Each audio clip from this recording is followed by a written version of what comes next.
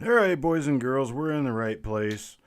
Running a little bit behind with this one. Please forgive. However, while we wait for others to show up to make sure that others don't miss out and they do want to show up, I'm going to count these out because I've not counted them yet to be sure that there are 50. How are we doing, everyone? 2, 3. Hello again. 4, 5, 6, 7, 8, 9, 10, 11, 13, 16, 20, 22, 26, 29, 30, 32, 3, 4, 5, 6, 37, 38, 39, 40, 41, 42, 43, 44, 46, 48, 50. I count weird, but there are 50. Back again. PJ Curtis, how you doing here? All right, everybody. I got 50 names. I've got presumably 50 coins in a taped roll. I do not recommend ever using electrical tape to tape your rolls, but this one is. I'm going to peel the tape off first, then put my gloves on, because this is a proof roll.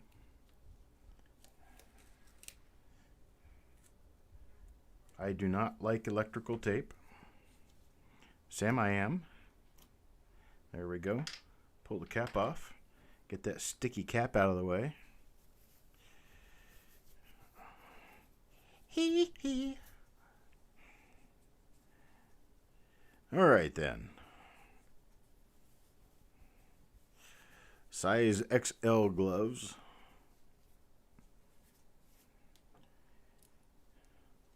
And here go the coins. Presumably 50 in there. Let's get them flipped in the right direction here. Oops. That one almost fell out of the roll. There we go. So we got them all flipped around the right way. I got the names in the bag. Let's get going. First name, Sissy. Sissy Atwell. What do we have for Sissy?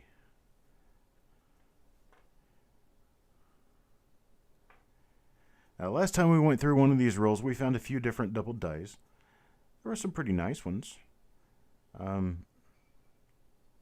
Not quite everything that was listed, but we found a few pretty nice ones. Found a couple of duplicates. That was nice.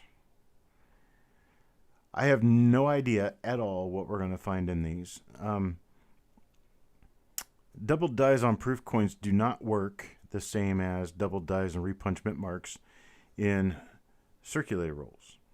And the reason for that is because, well, double dies were always put into sets. Proof coins were always put into sets. Proof coins always went into sets. Proof coins never went into bags, into rolls, or any of that good stuff. So given that double dies only went into the sets, any rolls had to have been hand put together. So there's no repetitive nature to the dies used in any given roll because it could be any number of the different dies used for the issue. There were a little over 1 million of these minted, meaning that there were probably dozens and dozens of dies used. And we have any chance of finding any of those different dies in this roll. I darken it down just a little bit. Focus in just a little bit better. Make sure we catch everything. So our last roll yielded some pretty nice coins. But I think overall probably only about 8 or 10 double dies in that roll. One of them was a nice double die that had never been listed.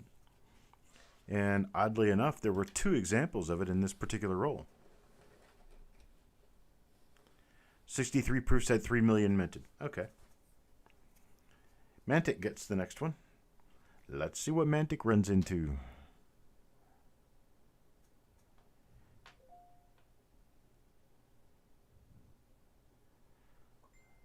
Bottom of that 63 looks a little strong. Let's see. Yeah, nothing else. Nothing else I could put a finger on.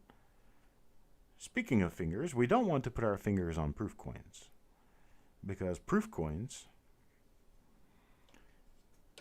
are very, very shiny, and they are very easily damaged. Oh, is it? Is it? Maybe? I'm hoping it's a double die. I'm hoping.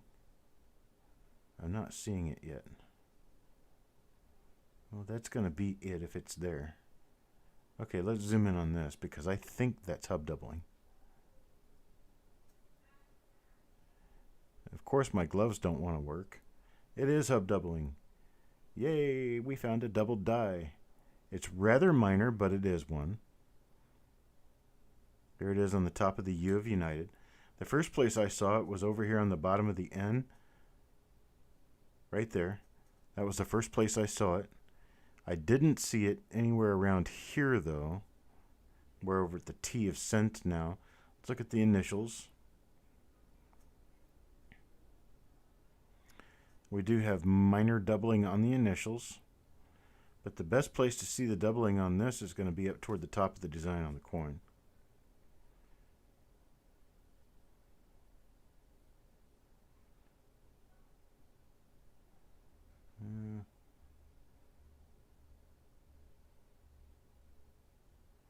Okay, it's not on the top of states, but you can see it right here. The UNI of United. You can see it right there on the left of the building. Okay, so I'll be running this one through the check again to see if it's major enough to list, but this is coin number 3 in the roll already. We have a double die, which could be a very minor one, but we'll check it anyway. All right, next coin of the roll, coin number 4. New Marshall. I think Marshall is new to coin roll hunting with us. Ooh, let's zoom out so we can actually see more than the molecular structure of the metal. Man, I would love to find a massive double die in this roll. This would just be really cool. It would be good justification as to why I decided to go through 1963 proof rolls. Well, because 1963 proof can yield some really nice results.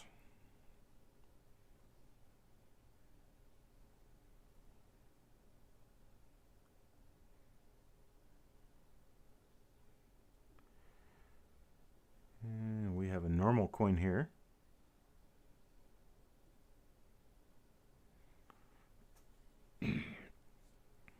So that's for New Marshall.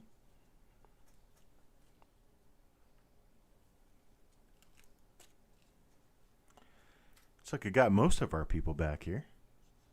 Young Coin Hunter, hello. Time Travelers Coin Exchange, Coin Dragon, Chris Vines. Probably plenty of people out there not saying much. Shows we got 26 people watching. Robert Gravitt gets the next one. Let's see what Robert Gravitt gets. Looks cameo from here.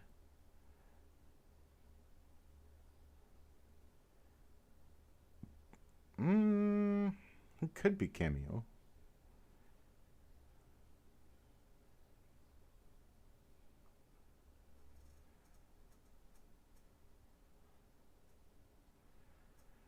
Depends on the level of contrast in the lettering now. It does appear to be cameo. Except for right in the inside of the bridge of the nose. That's usually where it gets lost first. Folks, cameo is the frosted finish that they put on the raised devices on proof coins. And we'll see the reverse on this one's cameo too. So it could actually be a full cameo. You could maybe actually get this one graded as a cameo.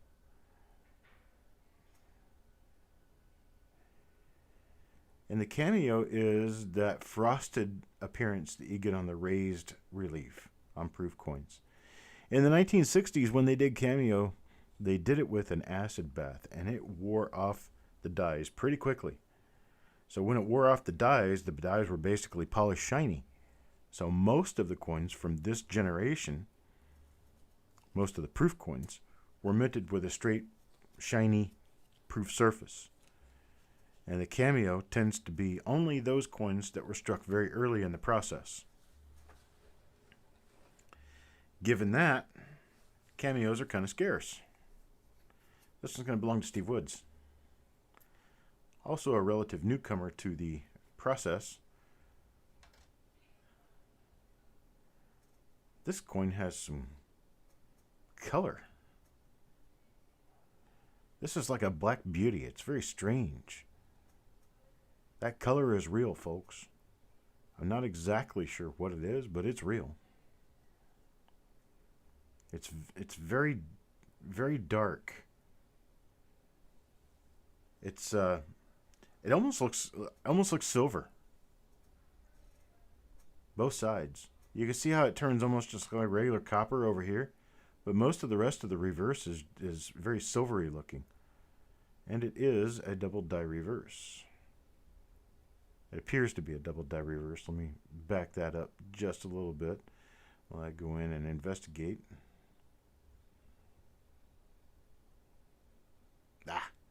No, it's not. I thought it was. But, story of my life in one sentence. Gives false hope on a regular basis. That's some really weird looking color. I like it. It's, here, let me show you another one just to give you a camera comparison on color. Here's coins number 5 and 6 together.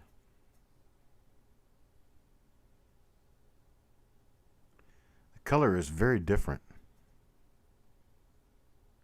But you can see the cameo there on coin number 5. And you can see the color on coin number 6.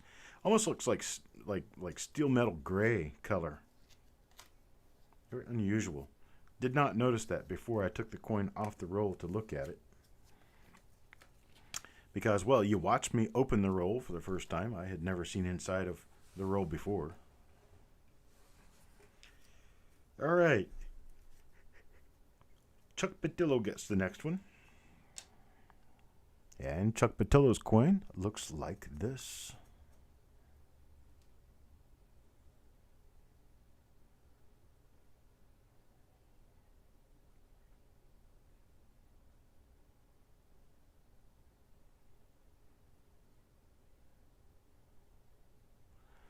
Got a little surface lamination issue going on right there. The surface is kind of peeled upward. You can see it runs from the top of the E all the way across to the top of the R in trust. That's an interesting little thing there.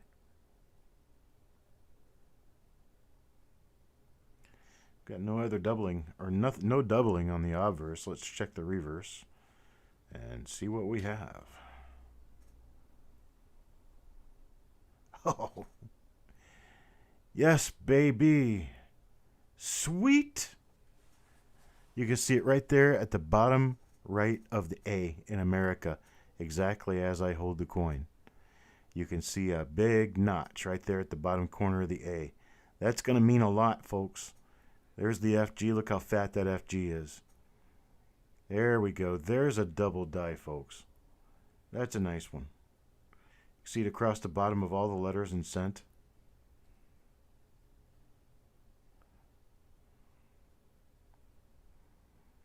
There is at the bottom of the N in 1. And it does show across the top set of letters of United. It's more of a class 6 type doubling than anything else. You can see it on the dots of E pluribus unum. They're a little bit elongated. Let's zoom in on this little area right here, and I'll show you how nice it looks even inside the design. Let's get this properly focused, and let's bring the light up. See how elongated those dots are? That's not normal, folks. Those dots should just be round. And then the E and how stretched out that is. There we go. PLU. It's all stretched out. Yep, at that first spot that I picked this up, we'll go take a look at. See the tops of the MER, IC, they're all doubled. But here's the spot that really made it for me, right? You can see the bottom of the R there is doubled. And the bottom of the C, now look at the bottom of the A. Bam. That's a nice one. That's a nice one. There's the FG all stretched out. And we have a pretty decent amount of cameo left on this die, which means it could possibly have been retired early.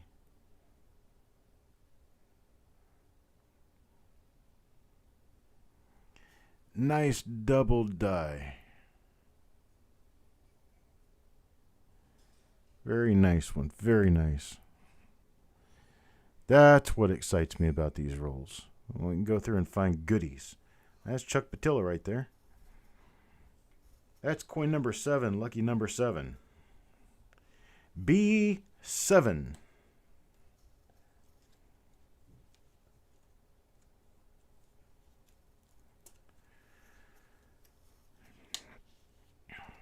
All right, there's another different double die right there.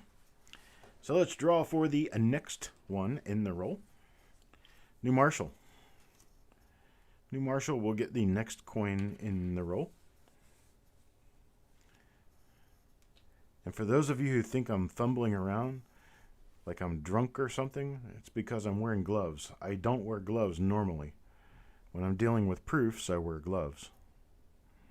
So the gloves are kind of constricting my motion and mobility and my ability to feel what's going on, and well, they're kind of giving me a little bit of a fit. Let me darken this down a little bit more.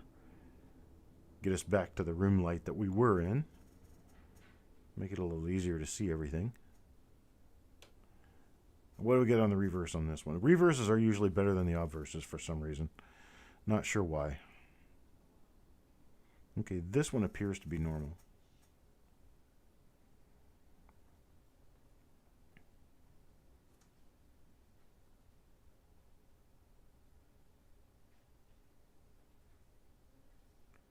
See how round those dots are compared to the dots on the last one? Okay, so a normal coin we have. New Marshall.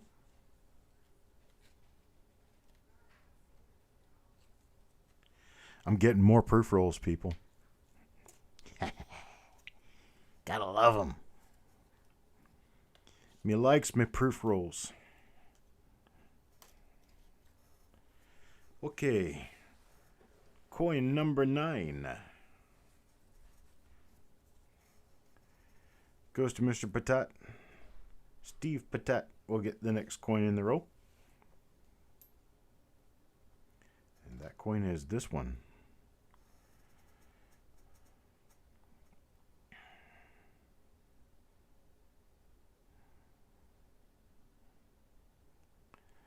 So far not seeing anything.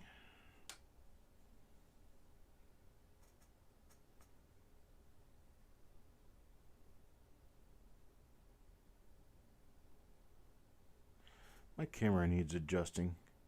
I'm going to have to adjust my camera, because my camera is actually touching the coin. I don't want it to do that. Here, let me take care of it.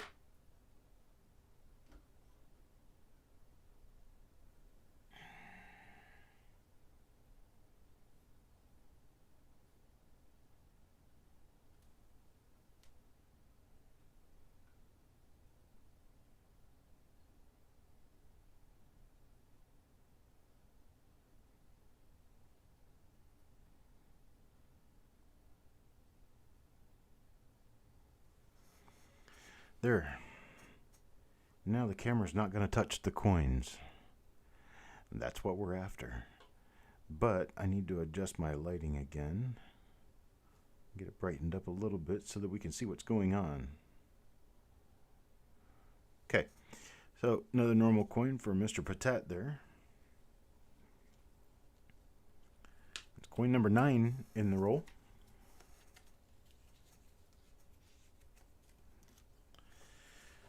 Coin number 10.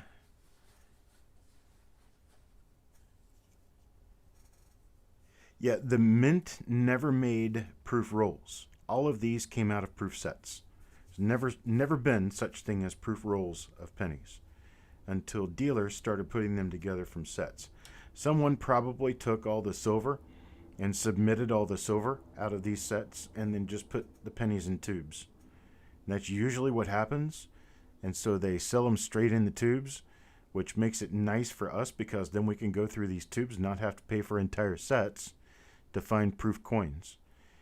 To find double dies on the proof coins. Additionally, we don't have to break a set apart because someone else has already done it. So when we find a double die, we have a nice addition to our collection without the guilt of breaking down proof sets and wondering what are we going to do with the other coins. Take a look here at the top of E Pluribus Unum real quick. Okay, we have another normal coin. I'm going to expect that at least 35 to 40 of the coins in this roll are probably going to be normal coins. But we could find that up to 10 of them are not. So, we'll see how that works out. PJ Curtis. This coin's for you. Well, what do we have? Okay, normal there.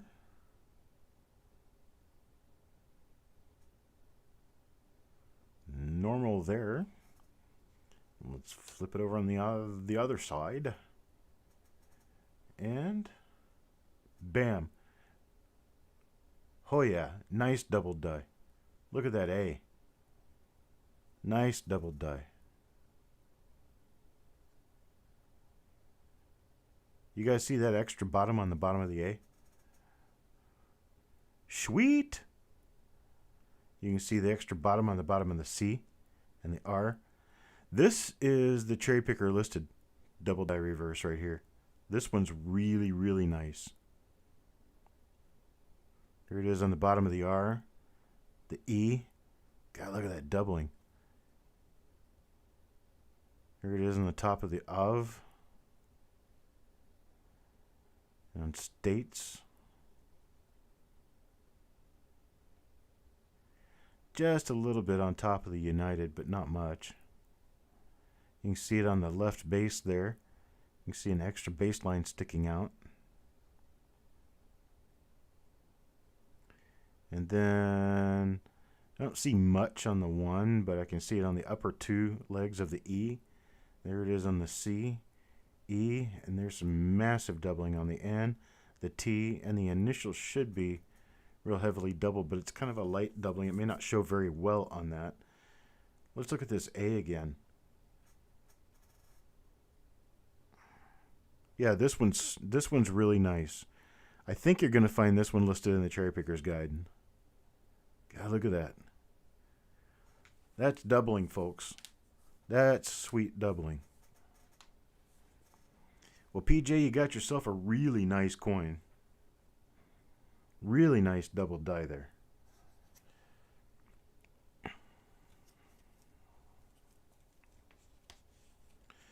I'm helly jelly now. You got yourself a sweet one. Sweetness. Got roundness in the puck.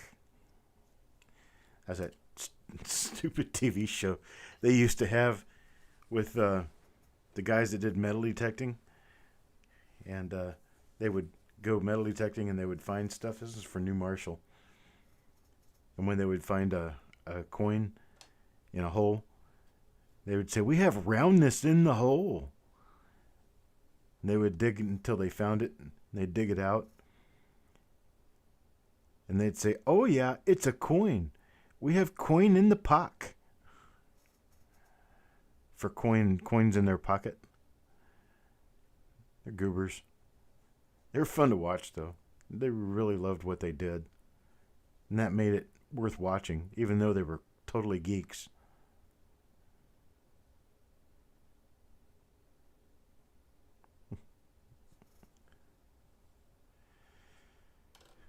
Well, guess what? I'm live.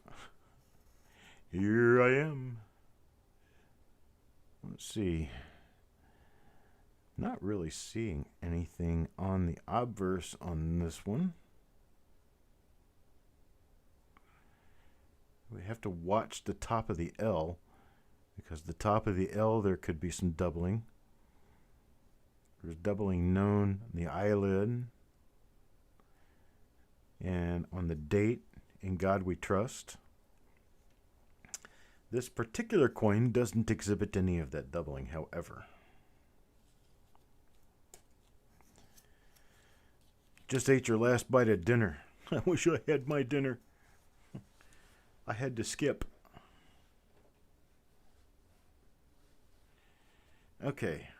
I got two of them, and I can't get them apart because I'm wearing gloves. There we go. I got one of them to fall back in. Cajun. Cajun gets this one.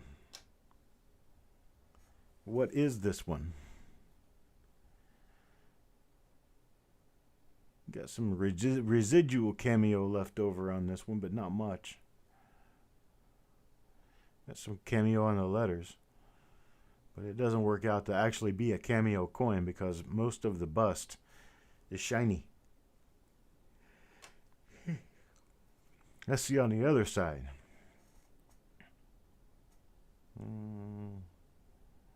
It's getting too dark for me. I'm going to have to lighten it up just a little bit. There we go. And on this side we see nothing. Got nothing, Dr. Jones. Nothing at all. Oh yeah, the cherry pickers values aren't accurate. Who was on that? Let's see. Wherever the cherry picker guide numbers were mentioned, perhaps they're not accurate. That's a book that was published a few years back, and they don't publish it every year. They don't update the prices on a regular basis. They will be coming out with new editions probably this year, but or this next year anyway. But if you want to know the value of an FS listed coin, search the FS number online and take a look at eBay listings where that FS number has sold. So if you can find the FS number, look it up on eBay, because a lot of the different FS listed coins sell on a pretty regular basis.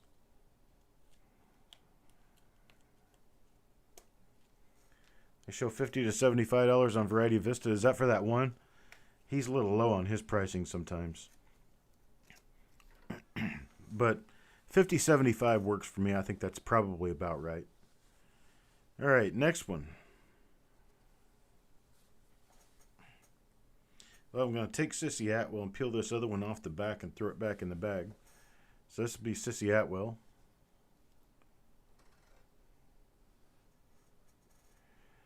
What do we have here?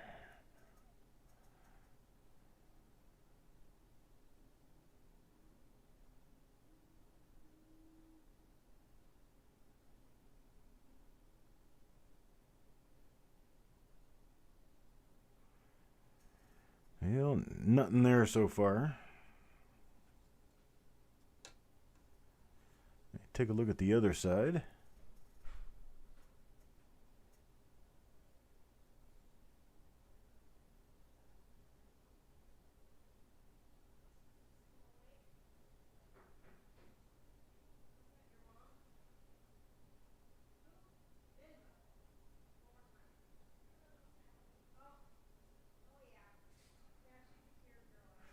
Nothing.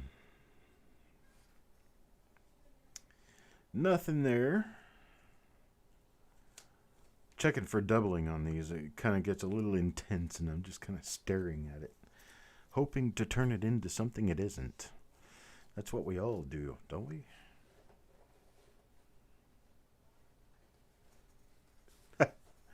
I appreciate that, Time Traveler. Wild Bill gets the next one here. Using these scopes can be a little persnickety at times because, especially with proofs, there's a lot of reflections. And then if you get it bright enough to actually see what's going on, sometimes you flood out what you're looking at. It works a lot better with mint state coins than it does with proofs. But I do my best with it. Still spot a double die. Can still spot a double die. So if we get hub doubling, oh, look at that. Pretty color. That's neat. I sure didn't see that before it went under there. That's a rainbow.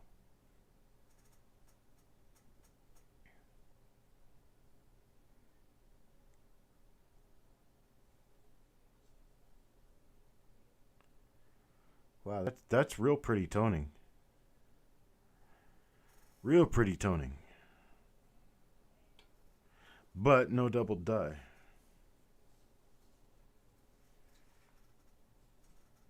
That color is nice and obvious on the coin. So it's a nice one, Mr. Bill.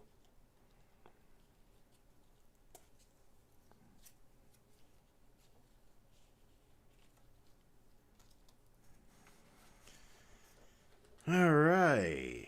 What do we got next? Chuck Patillo. Let's see what Chuck Patillo gets. Looks like a cameo coin from here. Nope. It's mostly cameo. It's got some nice cameo attributes, but it isn't completely cameo. It's shiny on the inside of the ear. It's shiny in front of the eye. It just looks pretty from a distance. You get up under the scope and you can see that it's not full cameo. So this coin would not grade cameo.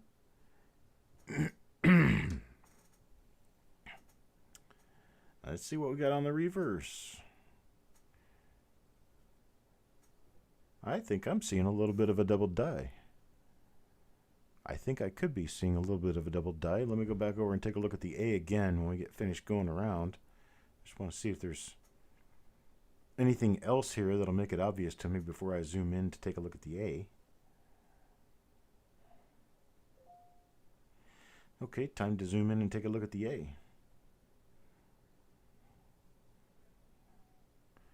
I thought I saw doubling when I laid it down. I'm usually pretty good at this. I got to get it in focus or I'm not going to tell anything. And these gloves make it almost impossible to focus this scope.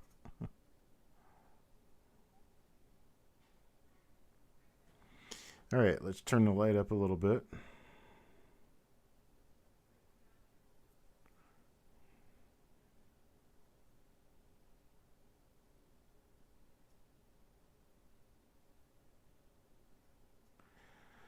Nothing. Well, it looks like there's just a little bit there. Just a little bit of doubling at the corner of the A. There's a little tiny bit at the corner of the C. But the initials don't really show it. I would call this a possible minor double die, but I don't think it's going to be listable. Unfortunately. Very, very, very minor.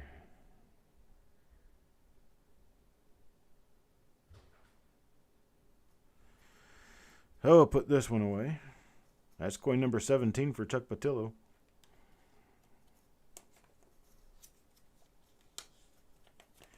Coin number 18 we'll go to.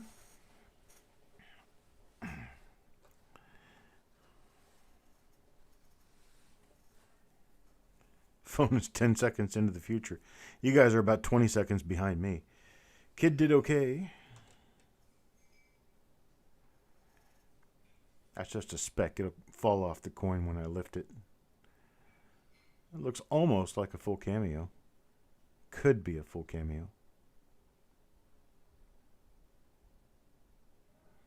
We'll flip it over and find out.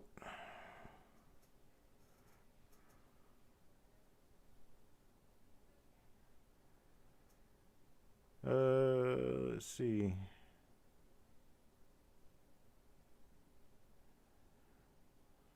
Looks like we might have some hub doubling here. We definitely have a spot. I'll have to go back over this one in the scope. So it looks like we've got some minor doubling there. But I'll have to try to check it out the other way around, because I'm not going to be able to see it very well with this. But it looks to me like there could be some doubling at the bottom of the C and a little doubling at the bottom of the A. So I'll have to take a look for that. I'm going to set this one off to the side just in case. But this is for Kid Did Okay.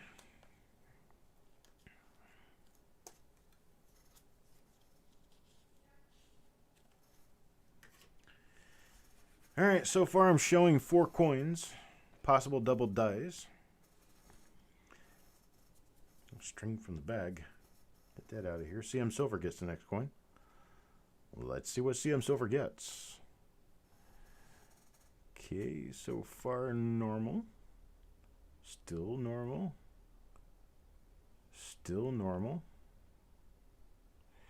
Normal obverse. And a reverse.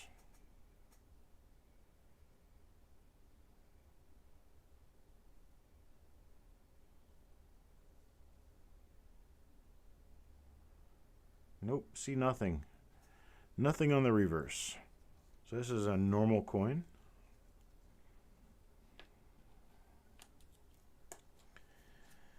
I tell you what, folks, I got a secret. I've got a number of nice BU original bank wrapped rolls. No, I'm not using StreamYard, Wild Bill.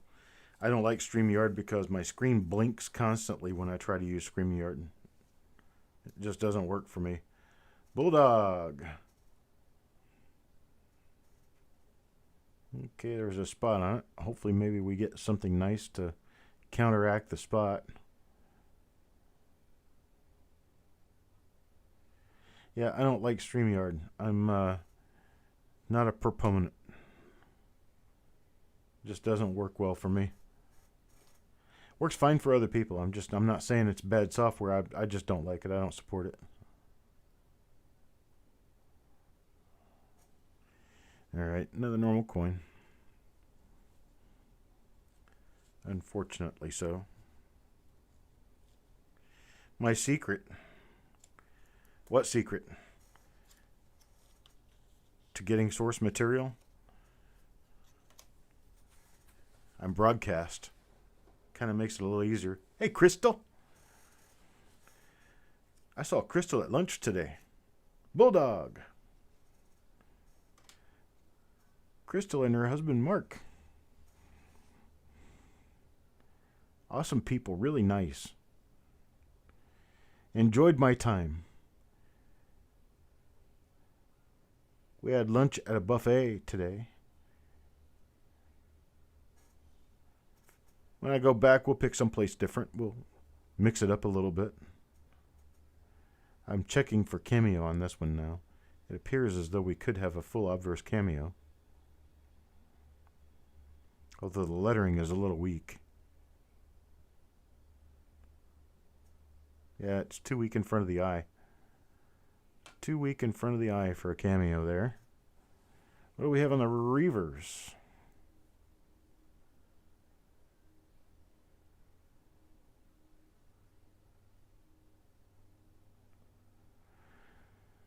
Well,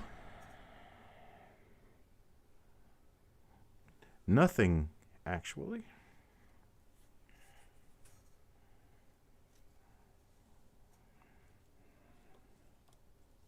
Oop. That's coin number 21 for a bulldog. Coin number 22.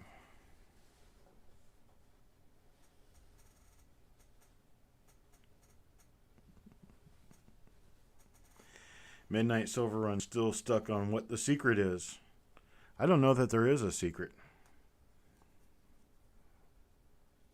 Okay. Steve Woods, next coin. And here he is. Next coin.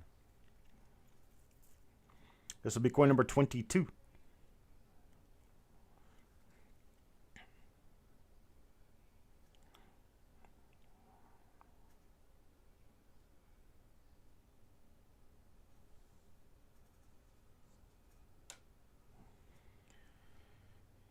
Karma Dio. What do we have here? Yeah. Looking at the reverse side, I'm seeing nothing so far. Now I'm going to be going back through these again, just in case I might have happened to miss something. You're like, what? Chuck missed something? Never. Well, my lighting isn't perfect, and there's a lot of reflection on these coins, and I'm fumbling around with gloves. So, yeah, I could be missing stuff. I'm catching the highlights. Let's just put it that way. I'm definitely catching the highlights. Every one of these coins will be examined for a second time prior to shipping them. And that will happen tonight because I need to get these packages done tomorrow. Everything will be mailed out. Everything that I owe everyone will be mailed out Monday. If I have to croak doing it. I want the mess gone. Ray Longi, coin number 23. Coin number 23 goes to Ray Longi. Vendez trois. Well, it's a 1963 proof cent. I never could have figured that. Let's see here. It looks like we have a relatively normal coin. Dead pills. On the reverse.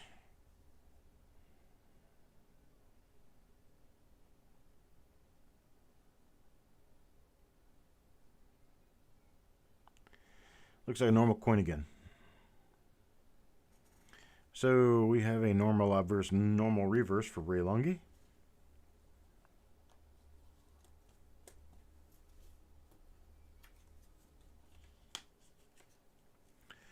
Short intermission.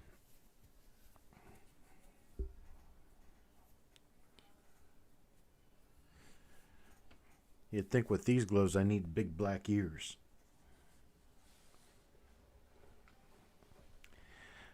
What secret do we seek the answer to?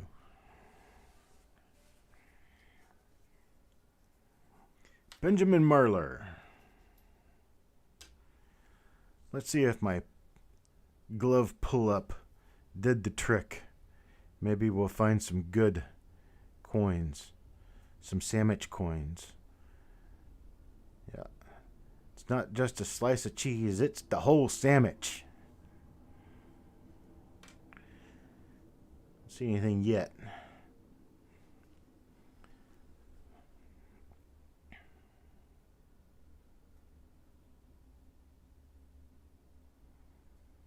Still don't see anything yet. Nope. What was I saying about B rolls? The secret? That secret? Is that the secret we're talking about? 35 original bank wrapped rolls of wheat pennies. That's right. 35.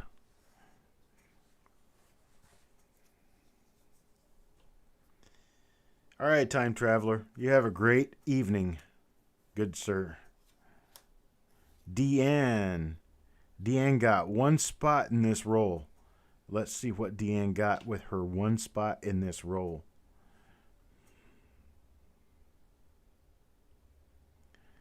Not a doubled eyelid. Not otherwise a double die obverse. Let's find out about the reverse. Let's get ready to rumble. No. No, Chuck. Don't do that.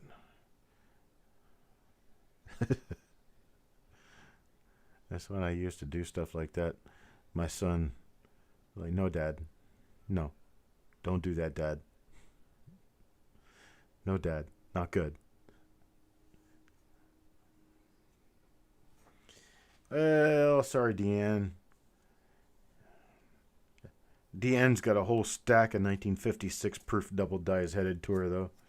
So, I don't feel too bad, but I kind of wish I could do something for her, you know?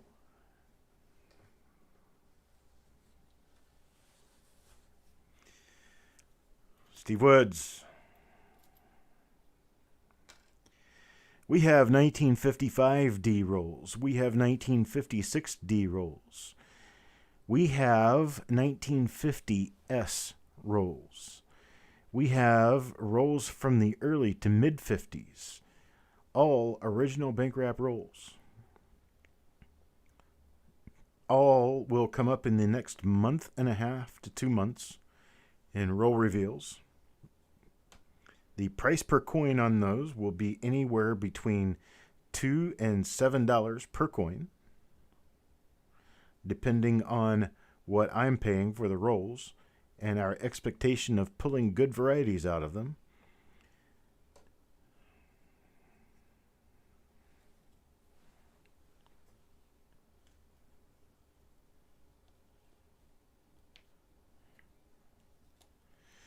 All right.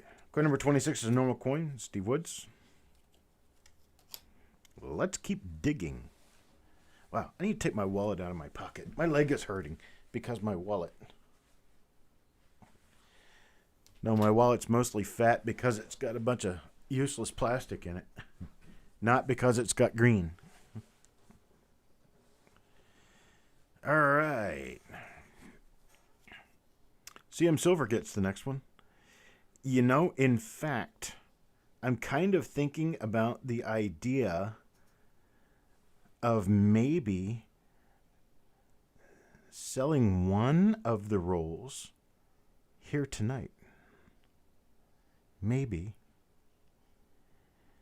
But we won't be able to open it for a few more days. But it's kind of like a you and me secret. That the people at the auction will have plenty of time.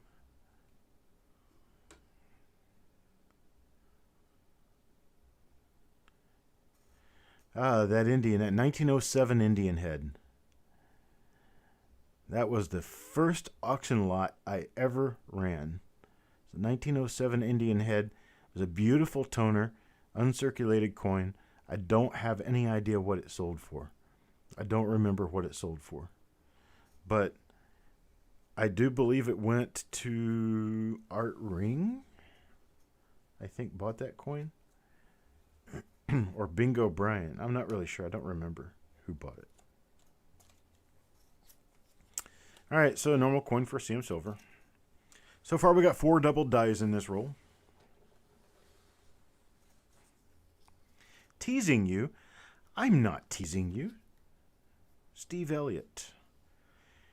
Teasing you, I'd walk over and get the box and shove it up in your face and have you look at it. That would be teasing you.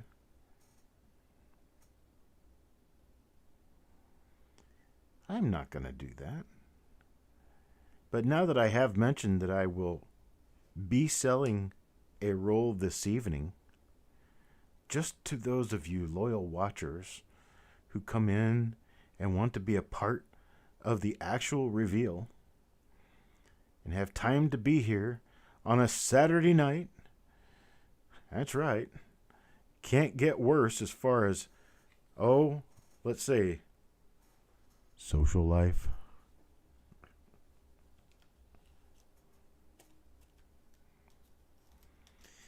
All right, Mr. Elliott, coin number 28 is normal. Or appears. I'm just going to say it is normal. I'm going to go back through all of these. When I go back through them, if I find any double dies, I'll pull them out. And you'll be sure to know about them. All right, Robert Gravitt gets the next one. That appears to be a cameo. Nope, not full cameo. It's got too much shiny.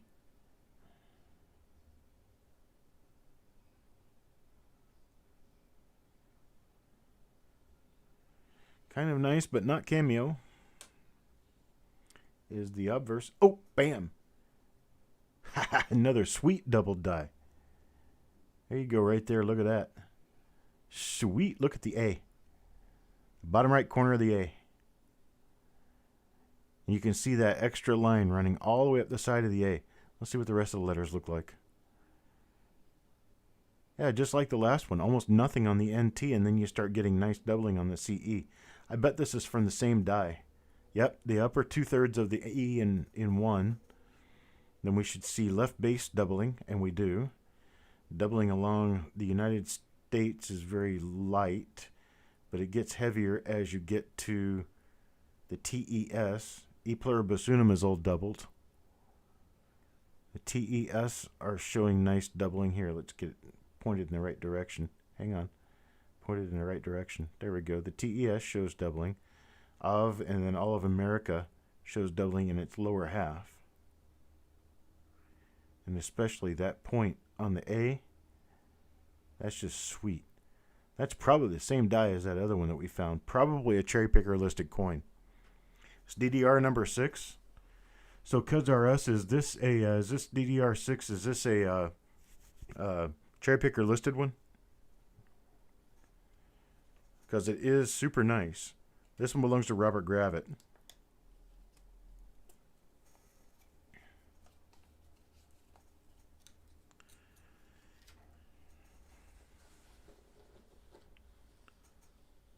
It is cherry picker listed. So if it is cherry picker listed, we're talking about a $50, $75 item that we found here. So folks, this is worth doing. I like it. I think it's cool. Kid did okay. Kid did okay gets the next one. This one's got color on it. I can see it from here. Look at that color. It's a little hard to show in this scope, but it does have some color. Let's see if we have any doubling. We'll get a couple of spots, that's for sure. That's not what we want.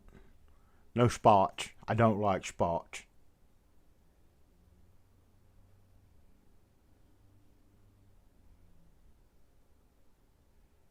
Okay, nothing on the obverse. Well, let's flip it over and take a look at the reverse.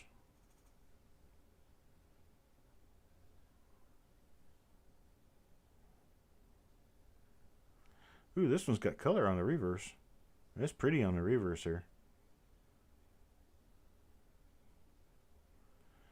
But we got no doubling on this one.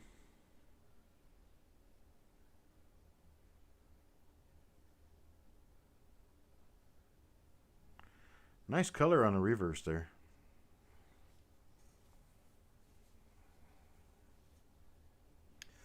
This one's for Kid Did Okay.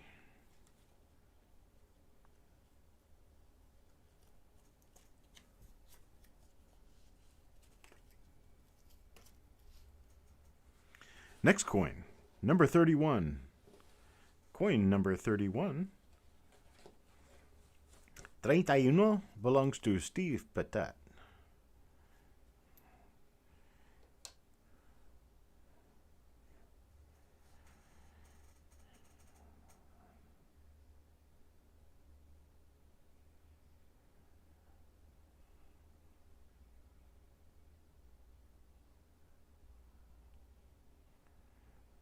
Nothing there on the obverse.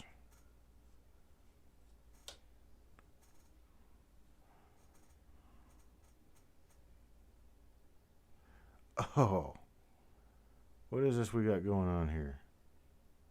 Is it? It is. Bam, it's another double die. I saw it down here on the C. Yep, there it is. It's the same die again. Folks, this is amazing. There's 3 of them now in this one roll. Yep, massive double die going on. Coin in the pock, folks.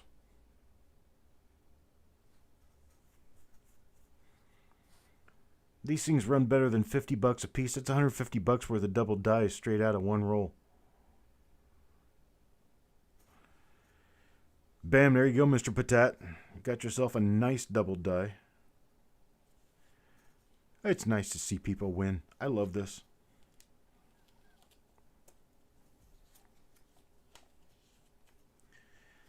I thoroughly enjoy it.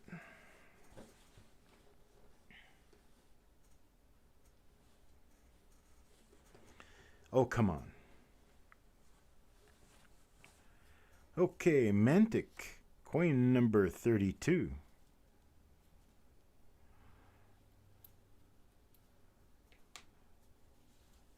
Come ba Sanju ni.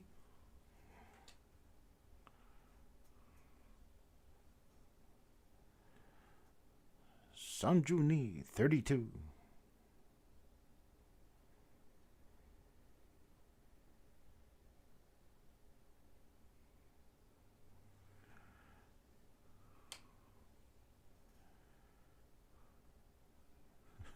I'd flip out if this was another one of them. Holy moly. I think I maybe have seen 2 of those ever. We got 3 of them in this one roll. This one's not a double die.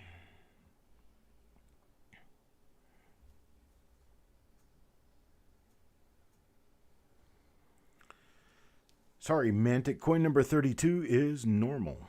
It's a normal 1963 proof set. I haven't told you guys about what I found at the show today. I found a pretty nice coin at the show today. It was sweet. Cajun gets the next one. Ooh, I see color from here.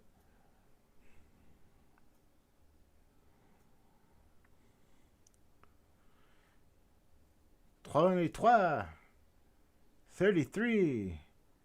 Where we go? No double die on the obverse that I can see anyway. Got a little spot. So I don't like spots. But on the reverse, do we have it? Do we have it? I'm getting all giddy now, wanting more double dies.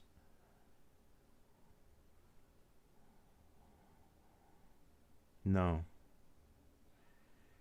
No double die do I see. Flip it around, take a look at the top of the EPU. Wait a minute.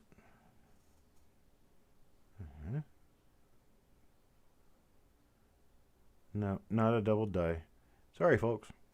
Not a double die. Got some color on this one, though. Mon frere. A little bit, anyway. Around the rim on the obverse, got some pretty nice color.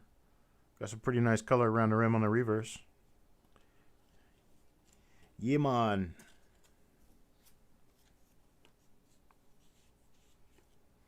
All right, there's for Cajun. Coin number 34. Coin number 34. 34. Bill Betts. I think Bill Betts only got 1 spot in this roll, so let's see what happened with Bill Betts' coin. I'd like to find some of those double die obverses. There are some pretty decent double die obverses for 1963 proof. Not common, of course. Well, the reverses aren't common either, so.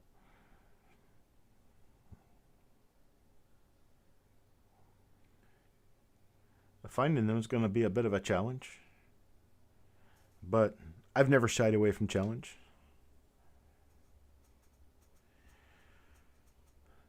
Challenge is not my middle name. My middle name doesn't start with a ch. My first name does.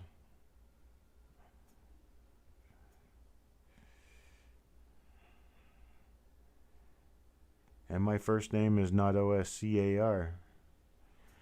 You young kids won't know the reference on that. The older kids like me might. All right, Mr. Bet. Sorry you got yourself a normal coin there. Luck of the draw. That's how it happens. Next,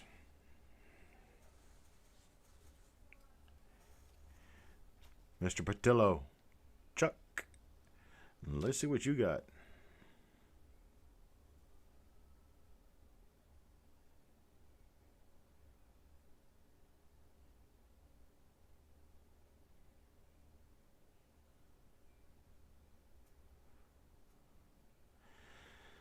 Say nothing on the obverse. Let's flip it over and see if we got anything on the reverse.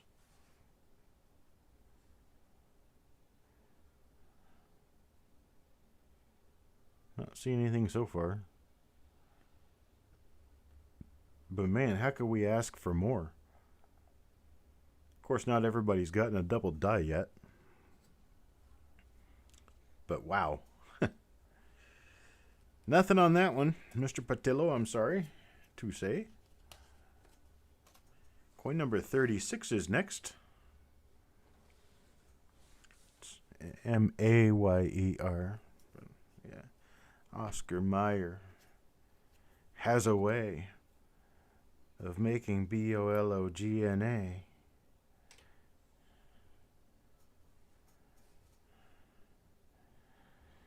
O-S-C-A-R-M-A-Y-E-R.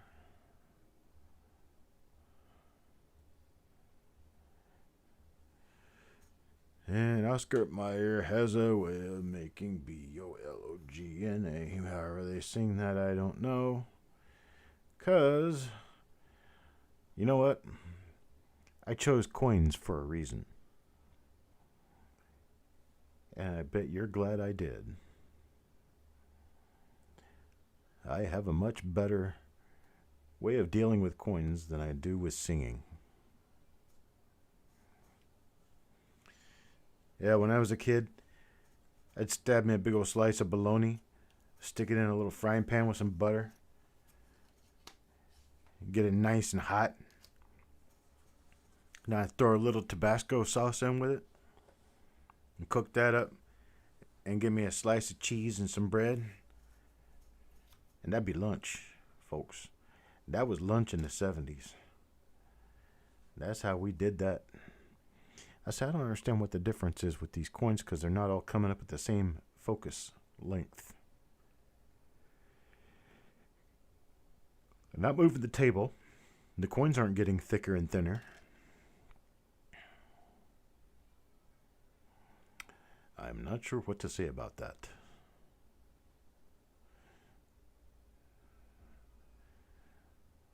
Well, it's quite logical. Something is moving. I just don't know what.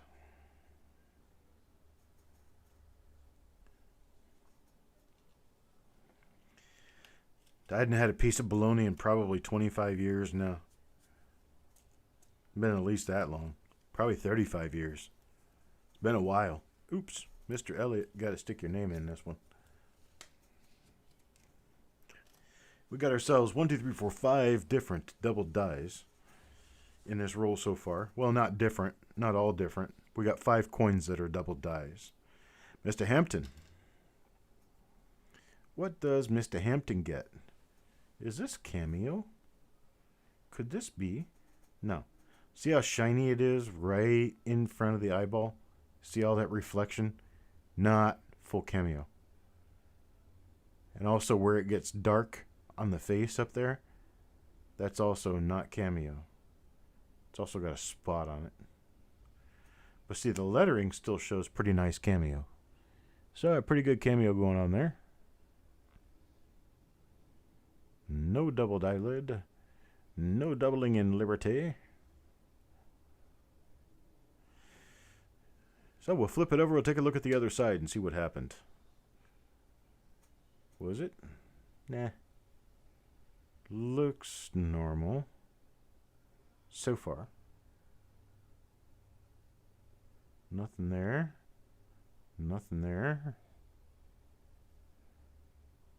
And nothing there. We have a normal coin. So, coin number 38 for Paul Hampton is a normal coin.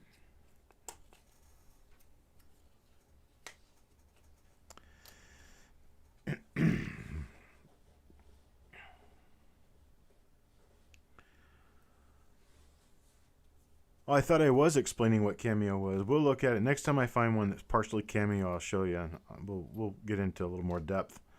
This is for Mantic. There's no cameo on this one.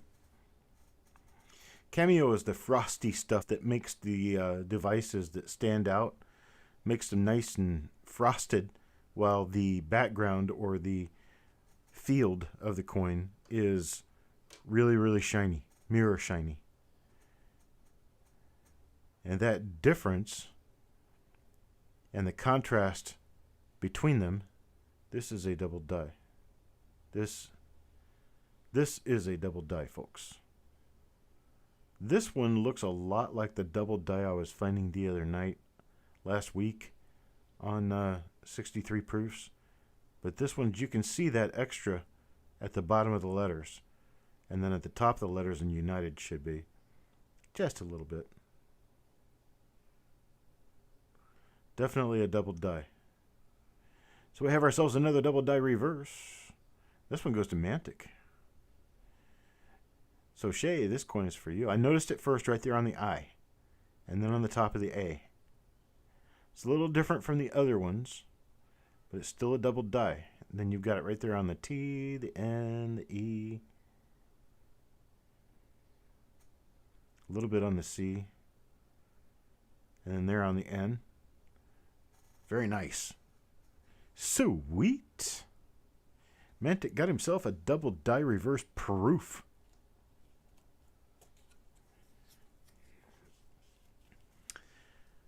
But that real frosty, powdery surface that the face and lettering take on is put on there by acid, or it was back then. It's put on by acid. Now it's laser etched. But it used to be, this is CM silver. I messed up on my handwriting there, but that is CM silver. And so you see how it looks like little dimples all over the metal. And that's that acid etching, whereas this area out here doesn't have it. This area has it, this area doesn't. That to some extent is cameo. Well, when it's nice and frosty and there's no shiny areas at all on the face, like right up here on the cheek and on the face, there wouldn't, or the inside of the ear or the back of the neck, there wouldn't be any shiny area at all. Everything there would be completely frosty. Then you've got what's called a cameo coin. And they call it cameo because of the difference in contrast between the lettering or the face. See, like this whole building should have cameo. And while this area of the bushes does, the area between the columns, the bays, they don't. And you would expect all of that to have cameo if you had a full cameo coin. But the contrast that we're talking about is similar to the little stone brooches that they used to make way back in the day. They had the little lady on them, and they call them cameos. The little lady was a different color from the background, so she stood out. Well, that's why we call these cameo, because they have a different contrast. The lettering and the parts that stand out have different contrast from the field, from the normal background of the coin. And so we call that cameo. Sissy Atwell. Sissy comes back for another appearance. Let's see what Sissy gets. Okay, so this coin has a lot of orangish color. That's not me doing that. That's just the color of the coin. But you'll notice the cheek. The area around the cheek and the jaw and the mouth and everything, that looks nicely cameo, okay? Out here, you got spots, but it's very, very, very flat. And then just up here on the face, we have what we call cameo. But if you look in the pit in front of the eye, and if you look at the little tiny pit that the edge of the mouth makes, and you look at the little pit that the ears make, you can see that in those little pits you have shiny areas. That's because those little pits would be the highest parts of the face on the die. Because you have to remember, anything that's carved inward on the coin is going to be outward on the die. And those are the first areas where your cameo is going to wear off, which is also why the bays between the columns here are also, the cameo is also worn off because it's higher on the die in those areas than it is elsewhere. Your lettering here still shows some relatively decent cameo, and that cameo is defined as the frosting that creates the difference in texture between the lettering and the devices, which is the design and the field that they sit on. This one is a rather spotty but normal coin. Full cameo proof Lincoln cents, especially in the early 50s, are very scarce and very valuable. Once you get up to about 1956, 57, they start to become a little more common. When you get into the 60s, they're kind of common, but they're more valuable. They have value. It's around 1972 that they changed the method of how they put the cameo on the die, that it lasted a lot longer, and so you start seeing coins with full cameo on a regular basis.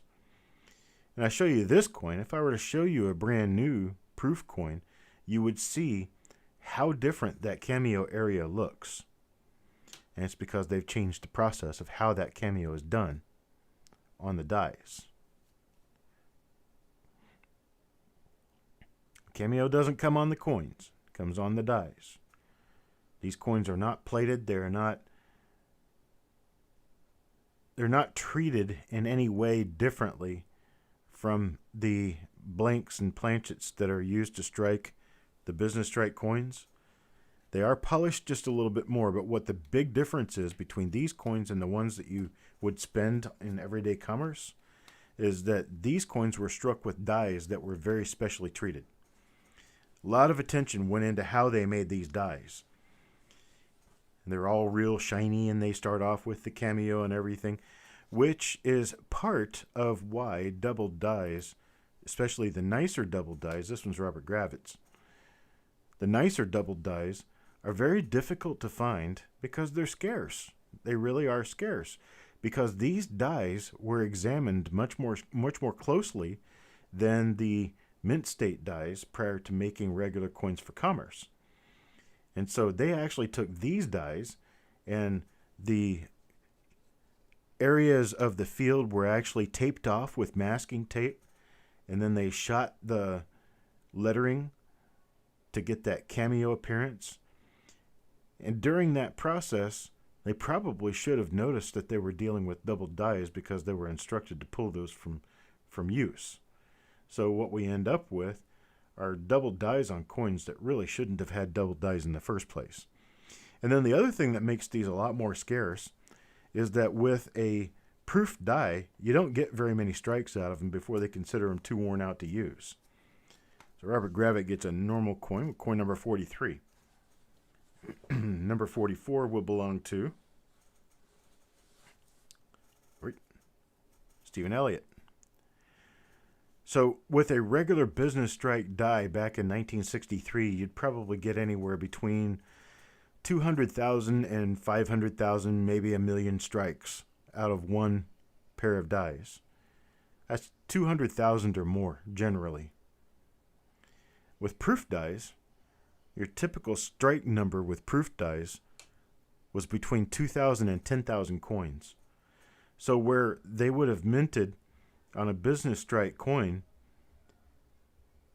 500,000 double dies out of one die, when you get to the proofs, we're talking about 1,000, 2,000, 5,000. So your numbers are a lot smaller. Now, the one thing that does kind of counteract that just a little bit is that proof coins are made to be saved, and most of them were. And so proof coins didn't get spent. They didn't end up in the gutters or underground or other oddball places that your typical business strike coins typically go. So a lot of the business strike coins got wasted away, whereas most of the proofs are held back and saved. That being the case, you're going to have a large attrition rate with the business strike coins. You're going to lose a lot of them in the process after they were made. You're talking about losing 2/3 to like 60, 70, 80% by the time their 25-year lifespan comes around, and we're double that now in 63. So 1963, I wouldn't expect to find very many coins in circulation. But a lot of people saved rolls of 1963 pennies back in 1963. In fact, hundreds, if not thousands, of bags full of 1963 pennies were saved. That's why we can still find those double dies. But with the proof, you probably only got about a 10-15% attrition rate from coins that were put into circulation because they were so impaired that they weren't really worth collecting as proofs anymore. I'm just rambling. You guys really want to hear this? Wild Bill. Wild Bill gets the next coin. I haven't seen a double die obverse yet. Very few DDOs in the other roll. And this one, nothing. No DDOs in this roll so far. We're up to coin number 46 already.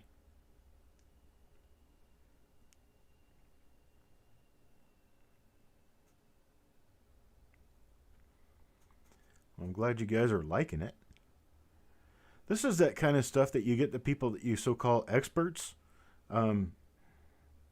They totally forget to even mention all of this stuff because, well, they've known it for so many years. It's like, well, it's like riding a bicycle. Well, yeah, but you still got a whole lot of people on training wheels out there that need the extra balance for that bicycle ride. And a lot of people just don't realize it. They don't think about it. It's not that we get tired of talking about it. It's that we don't even think that, oh, well, they may not know what this or that means or what this is about or why this is easier to find than that or whatever.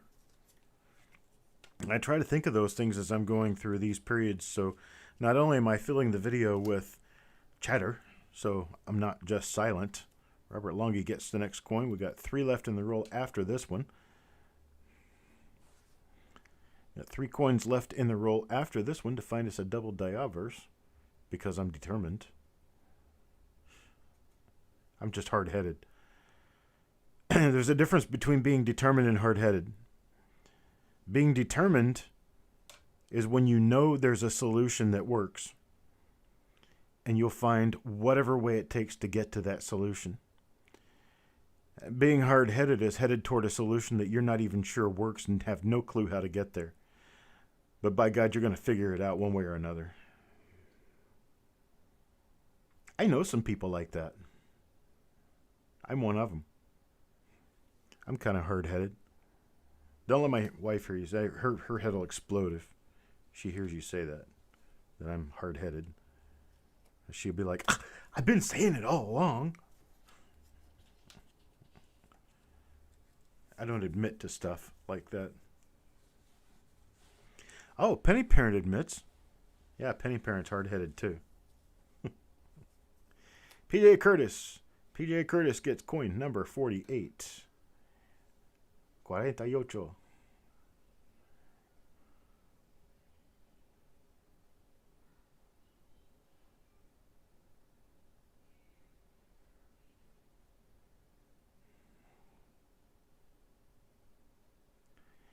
No hub doubling on that side.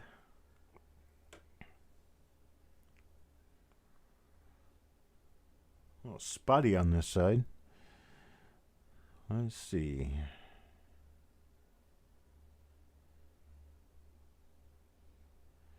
Oof. A little hazy spotty. Nothing on that one. That's coin number 48. Got 2 coins left, folks. PJ Curtis gets coin number 48 and coin number 49.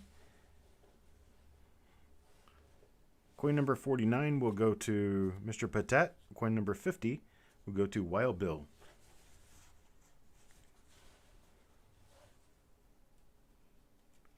I got an extra name in here. I don't know how I did that. I got Bulldog in here. What did I do wrong? Somebody tell me, what did I do wrong?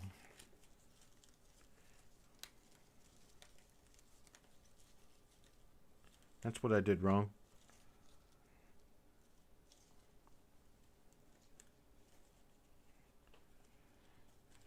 how do I solve this? Coin number 14 doesn't have a... Coin number 13 doesn't have a name. Coin number 13 doesn't have a name. That's why I ended up with an extra. But we already know it's a normal coin. I got two choices. I either shift all the names forward one coin from 13 on up, because this is number 13 and it has no name. I either shift them all, or Bulldog just gets coin number 13. There's only two ways of doing that. So I'm going to flip a coin. Ah, here's one. No, I'm going to flip a coin. If I can find a coin that I can actually flip. I'm going to flip a coin. Somebody's going to call it. I'm going to have Crystal call it.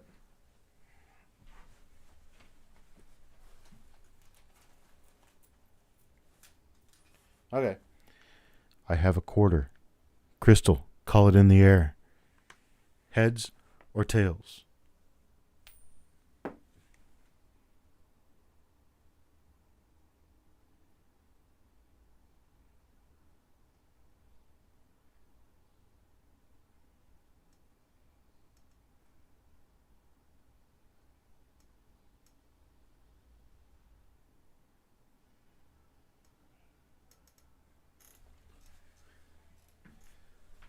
Alright, Crystal calls tails. If the coin is tails, which I have not looked yet, we're just going to give number 13 to Bulldog. Otherwise, we put all three names back in the bag and 13 goes to the end of the roll. And it's heads. I don't know if we can... No, we can't get the camera up far enough to actually see this, but trust me, it's heads. So, given that we drew heads, all three of the names go back in the bag. Coin number 13 goes to the end of the roll. And one of these three gets the normal coin number 13. The other two will get these two coins that I haven't seen yet and could be normal. That's how we'll do that.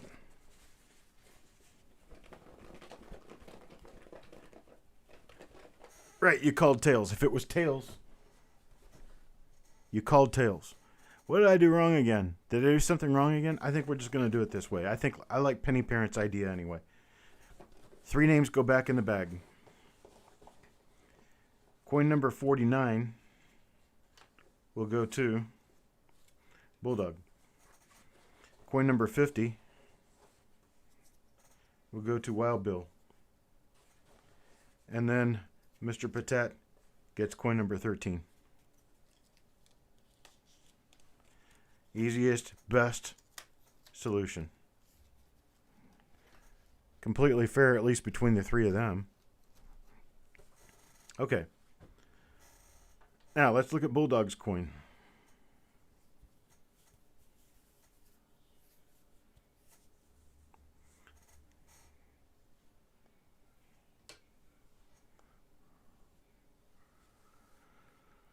All right. What do we have here?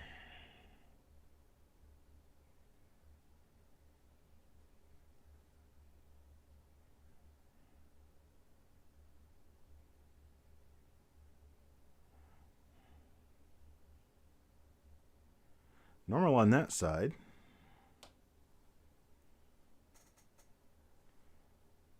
And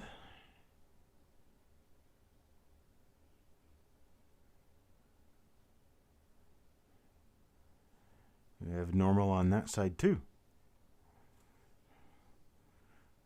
So Bulldog gets a normal coin.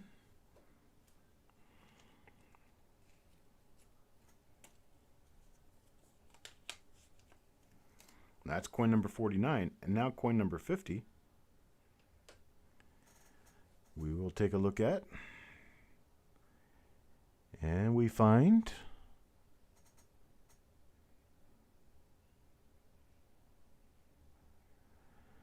in that last roll, Levels of Madness got a doubled eyelid, and I think it was the only double die obverse that I found, and it was a new die.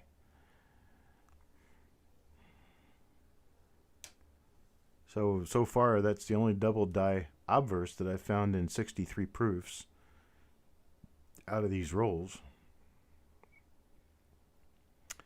And this one turns out to be a normal coin too, so a lot of fluff about nothing. All three of the coins at the end of the roll were normal coins.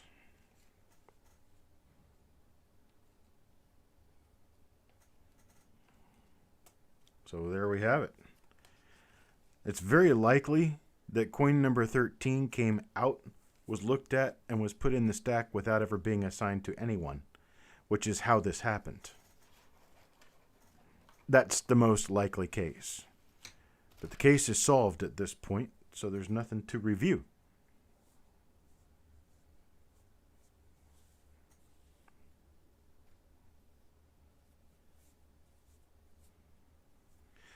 That would mean that I would have to shift all the coins by one person all the way through the roll.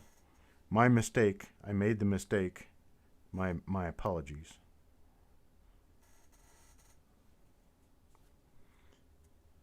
Okay, so we have... Let me get a sheet set up for you, Penny Parent. We're going to go to the CNLA. And we're just going to fill out 50 spots. I'll let those 50 spots go to the people who are present this evening. We got other rolls. I have to worry about it. This roll is just for the people who are here today. Just for you people. So we'll go to CNLA. I'm going to create a new tab in CNLA. Penny Parent. Nobody else needs to know what this is.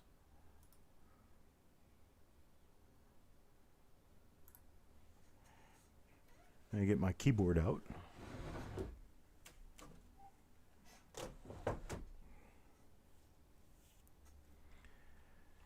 And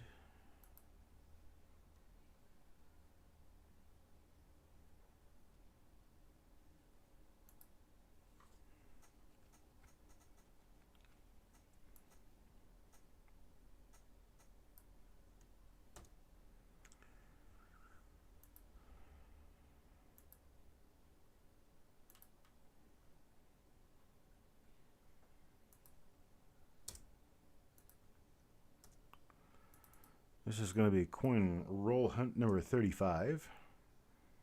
It's an original roll reveal.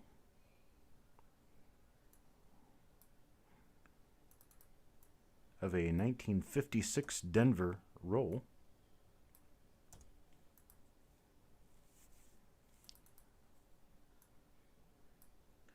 These are not proof. This is an original bank wrapped roll.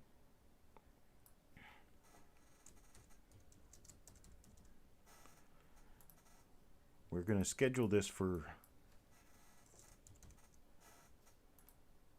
I think I could do this tomorrow afternoon, actually. Hang on, folks, while I get this set up. Takes me a couple of minutes to get everything all going here. We have to know who's here, who got invoices, who got what, where they are, what's going on.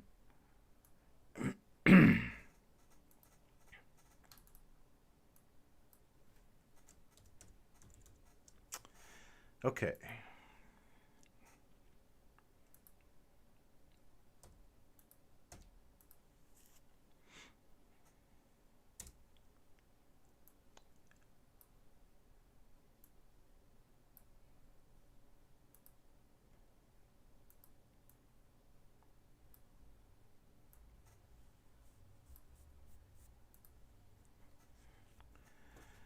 All right, I'm going to bring my chat up.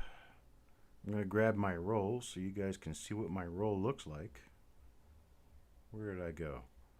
Why isn't my chat available to me? Here we go. There we go. I'll pop it out. And of course it's going to go to top chat, so I'm going to have to change it back to live chat. Make sure you're on live chat, folks.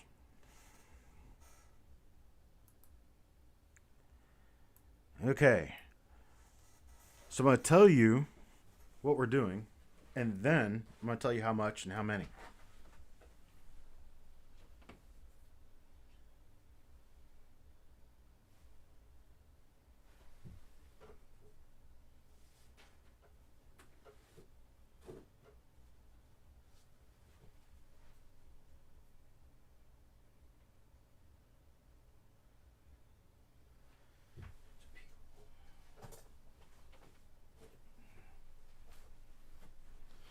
All right. I got to find it here in my box of rolls. I got to put my eyeballs on so I can see it.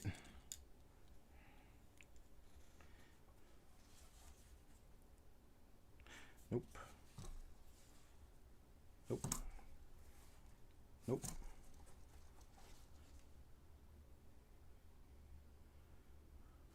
Life must be tough when you have to look through bank wrap rolls to find the right date.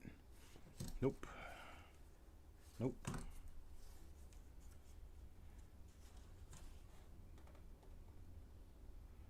There we go.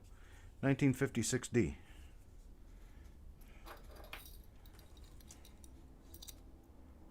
Yep. 1956D. Original bank wrap roll 1956D.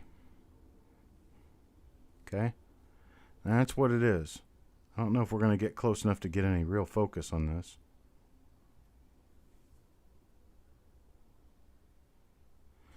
But it's an original roll of 1956D. It's heads and tails. Got it right there.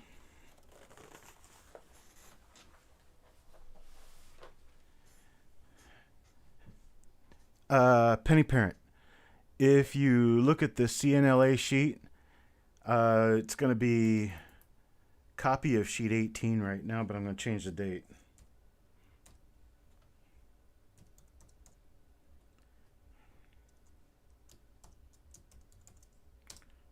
There. If you go in there, yeah, it's 19/12/07 OBW. That's today's date. Okay. So, back to the live stream chat. What I'm going to do with this is a 1956 original bank wrap roll, 1956 Denver. There's all kinds of nifty things that we could be looking for. I'm going to check the end coin real quick. Okay, nothing special on the end coin. It's probably MS64, just a tiny bit spotted. The rest of the roll looks pretty clean. Yep, it's a wheat cent original bank wrapped roll. These are not common. They're not easy to find. We're going to do these at $3.50 a coin. $3.50 a coin, maximum 3 per person. Wait until I say you can go, because I'm not counting anything before.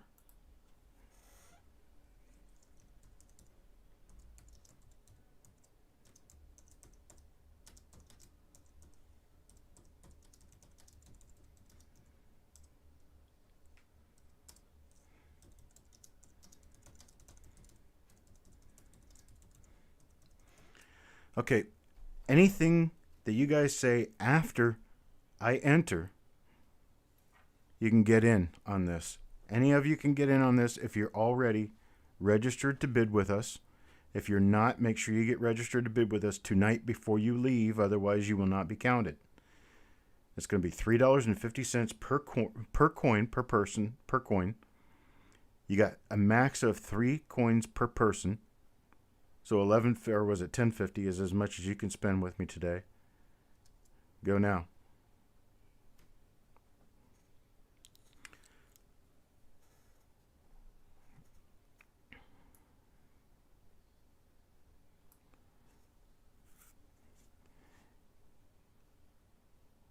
And let me put more lines in for you. Forgot about doing that.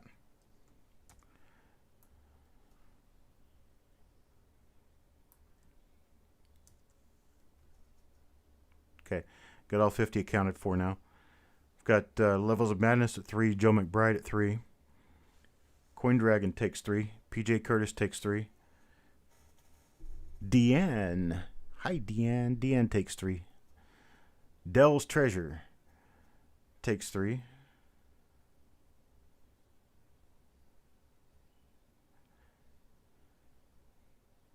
Dylan Michnick takes 3. I hope I pronounced your name right, Michnick. Hurlstormer, I believe that you are registered, but I can't remember specifically. Please be sure that you're registered with us. I'm not sure. Let me go look.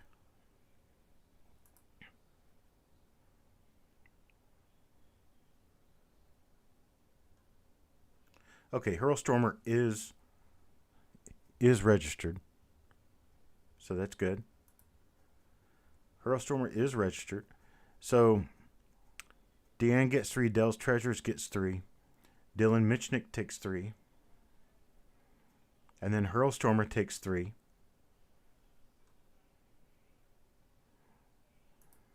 We're about 15, 20 coins from the end of the roll. Jeff Dunn will take 2. Stonecutter takes 3. That's Mr. Dowdle. Chuck Patillo takes 3.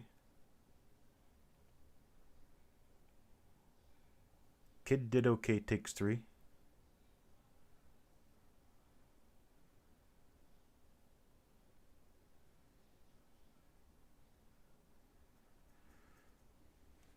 Starbuck Jeff N. Coins takes 2. And we have you registered, because I'm not sure I know that name.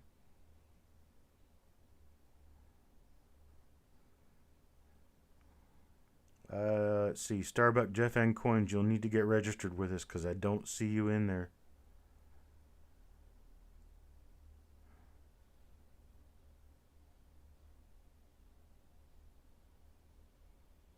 Okay, get us an email real quick. It's going to be coppercoinspayments@gmail.com. We'll send you an invoice. You pay the invoice through PayPal. Don't have you registered yet.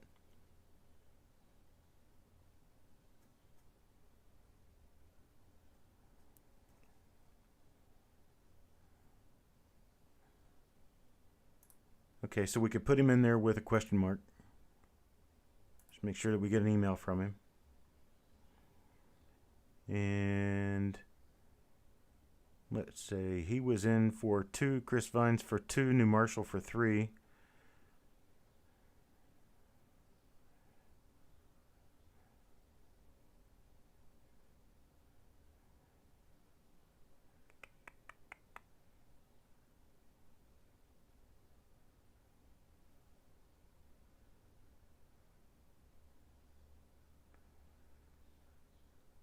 Yeah, Chris Vines, we got you.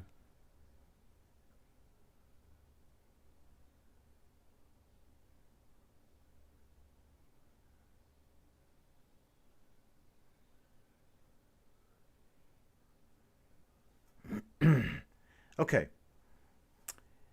So, as it appears, we don't have as many people here as we do at the auctions. So I have 5 spots which remain unaccounted for.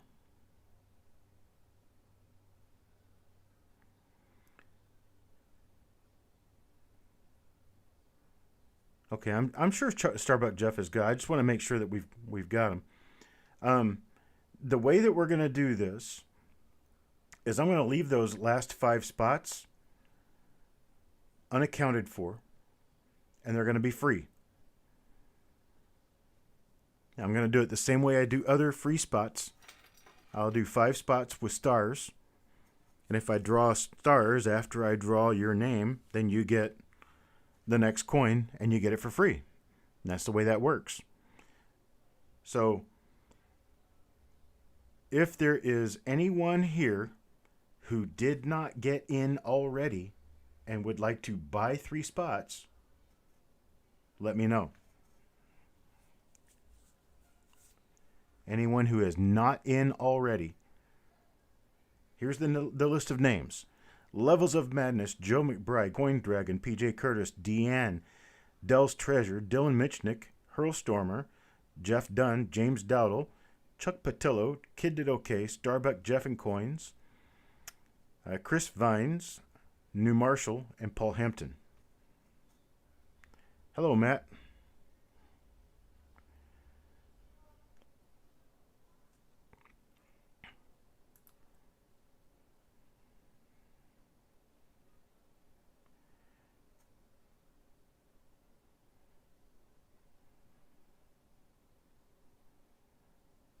Okay, we've got one. Let's see, one person I can see. And Matt, you probably just came in and you're not registered with us. But if you want to register with us, we need an email, and you can purchase 3 coins in an uncirculated original bank wrapped roll of 1983. Sorry, not 1983, 1956 Denver, Lincoln cents. We have no idea what's in this roll. We got a lot of people getting in on this. This is a good deal. It's $3.50 per coin. If you'd like to take any of the coins in the roll, we have 3 left. We need to get you registered so I know where to send your PayPal invoice. And that's a matter of you sending an email to coppercoinspayments@gmail.com. Okay. I'm sure he's good. I just need to know who he is.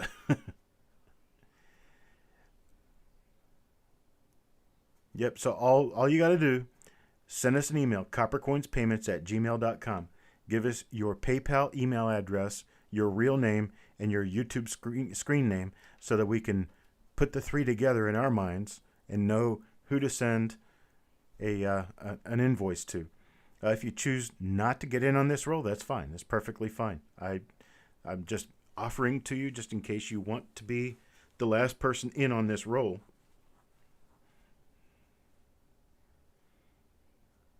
Okay, Jeff, your email came in.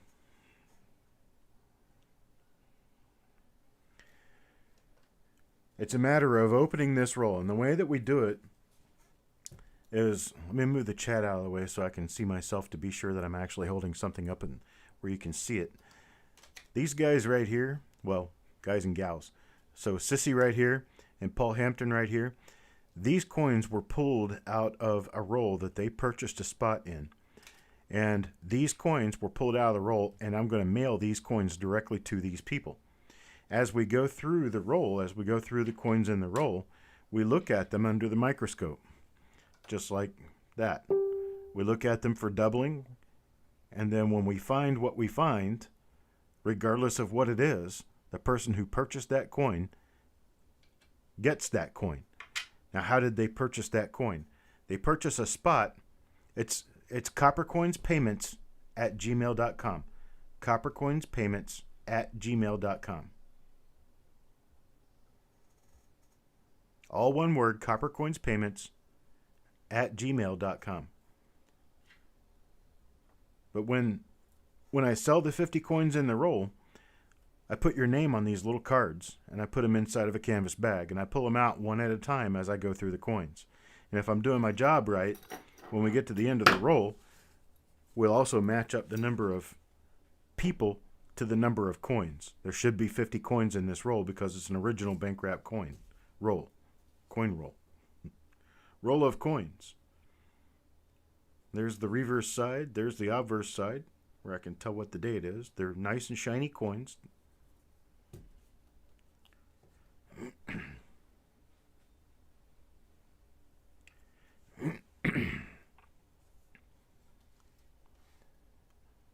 And so when Matt comes back, let me know you're back, Matt, so I can talk to you. I'm not going to do these now because I am not prepared. Unless you guys want me to start a new stream, and I can do them tonight, but it's already 10:11 p.m. I could do a new stream tonight, but I have to make new flip inserts. I have to make these. I have to make the little cards with your names on them. So it might be a little late to get into this tonight. We'll do it tomorrow. Between football games, we'll do it tomorrow. What I'll do is I'll post. Yeah, I probably do need to get something to eat. What I'll do, let me see what this actually says, because I haven't even looked at this. It says the Los Angeles branch, Fed Reserve Bank of San Francisco. So this is the San Fran Fed Reserve Bank. It's Federal Reserve. I don't know if you guys can. What do I do to get focus? I have to do it like this?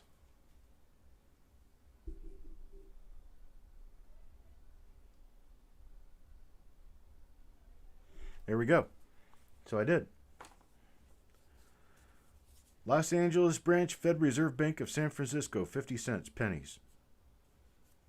We talked about that earlier today. Are they cents or are they pennies? I don't know. All the wrappers say pennies. Hold it close, then slowly move back. So if I do like this and I get it too close and I move, oh, wow, that's cool. That does work. There we go. Los Angeles branch, Federal Reserve Bank of San Francisco.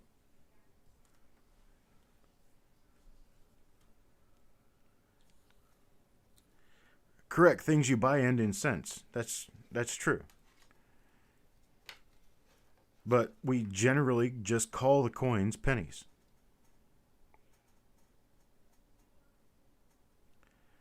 Okay, Mr. McBride, I'm going to have to put wrapper on one, and we're going to have to let somebody win the wrapper. If they win the wrapper and don't want it, I'll be happy to send it to you.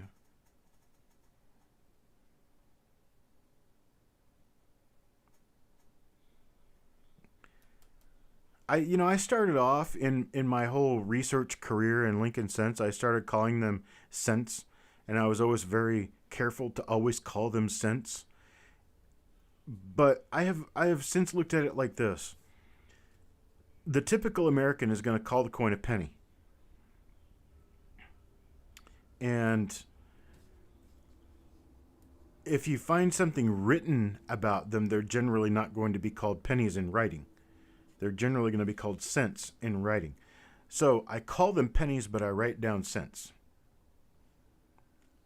That's how I mitigate the damage of how I handle. Now, for those of you who are actually still here, I'm going to show you something. And Matt, when you come back, this is why we're here. Matt, when you come back, we need to talk to you. Check this out. I found this at the show today.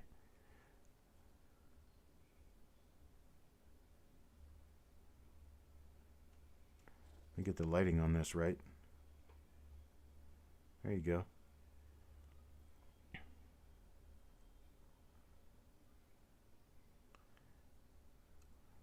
It's a later die state, but that nice double die anyway.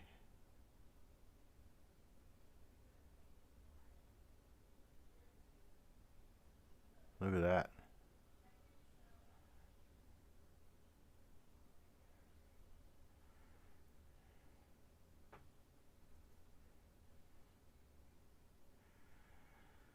Yeah, I found this at the show today. Let's see what we can do about moving in on this. I bet it does. Oh yeah, it does.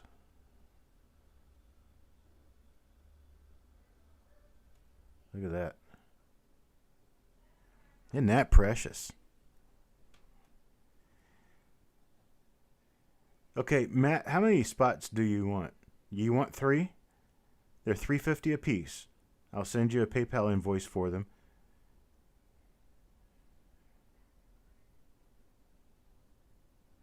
Okay. I appreciate that. Nice meeting you. I'm glad you're with us. We are family here. There you go. Take a look at that doubling. That's just sweet. Sweet doubling. So I don't really know if this coin actually shows any doubling in Liberty. Not really. Not much of anything in Liberty or the date. So all the doublings up at the top, because this is a class 5 pivoted hub doubling. This is going to be your area that's going to show the strongest doubling. What happened was between one hubbing and the next hubbing, the die was actually pivoted on a point near the rim. So you pivot it, and you get the largest amount of your doubling is on one side.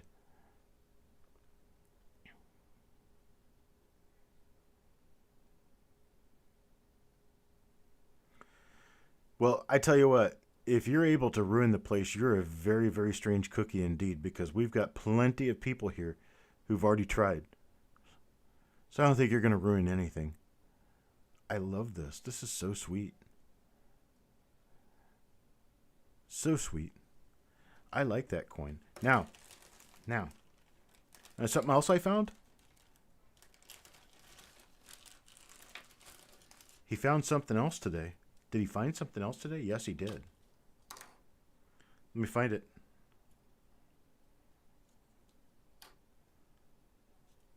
Here. I don't know which one this is. See that bottom serif on the S? Let me turn it around.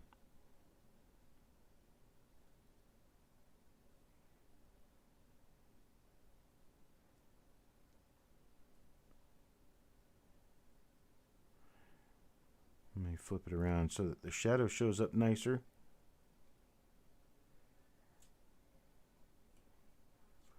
This is in a holder, so forgive me.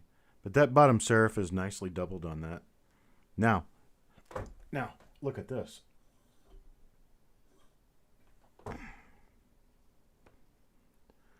Oh, look at the toning.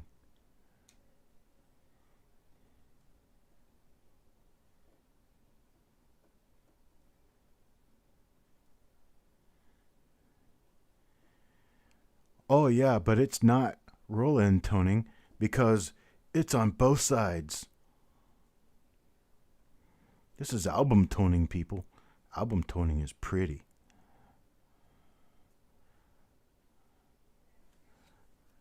Nice one, right? But wait, there's more.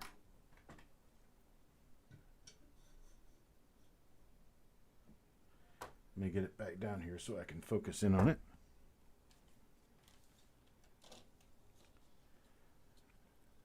Jeff, I'll send the invoice because I've just got to get that part done. That's just part of my work. Don't feel pressured to pay it right away. If you need to pay it after Tuesday, that's fine. But it's going to be a separate invoice. This is going to be a separate invoice from anything else that happens at any other point. This is going to be like by itself. Okay? Did he find more? Yes, he did. What do we have there? Huh? What is that? Class 6 double die, isn't it? Oh, that toner is sweet. Crystal got to see it today. It was actually a sweet coin. I don't think I mentioned that it was an RPM at the time. Look at this.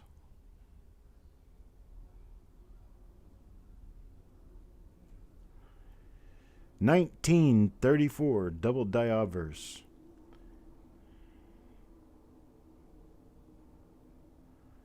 Class 6 double die obverse. This one's a nice AU coin. AU to UNC. You can actually even see it in the E of we.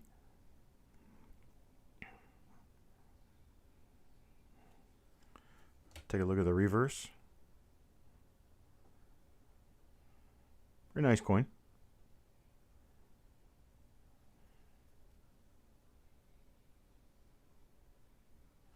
Okay. It's another one. It's nice, isn't it? I don't think I found anything else in this little bunch. I think this might be something. I can't remember. No, I got this one for the color. But it does have Class 6 doubling in the date. You see that thick, fat 9. And it's got lots of color.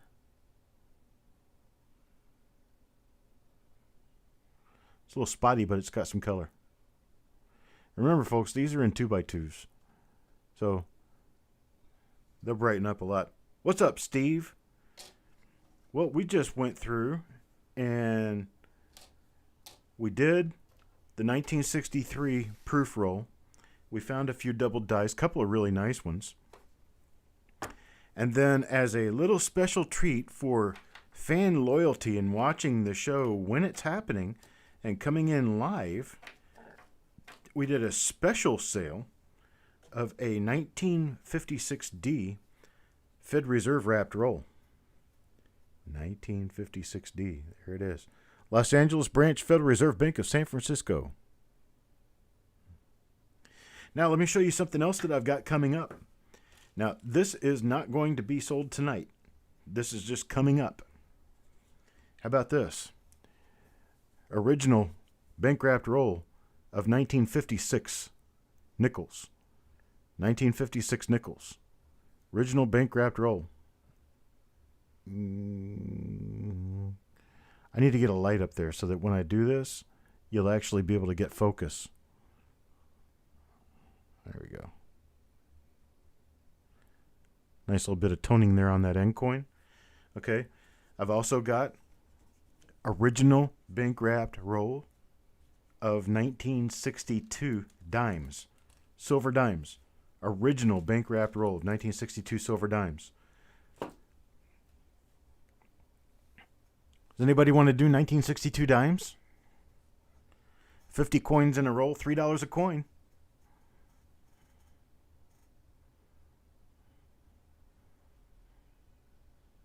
Okay, people say yes. Of course. Okay. Me. Okay. I'll get those out at the auction on Tuesday. On Tuesday, we'll be selling spots in a roll of 1962 dimes. These are going to be a bank-wrapped roll, original bank-wrapped roll, 1962 dimes. We've got 1956 nickels. We've got 1962 dimes. We have other Lincoln cents from the 1950s that we're going to be working on.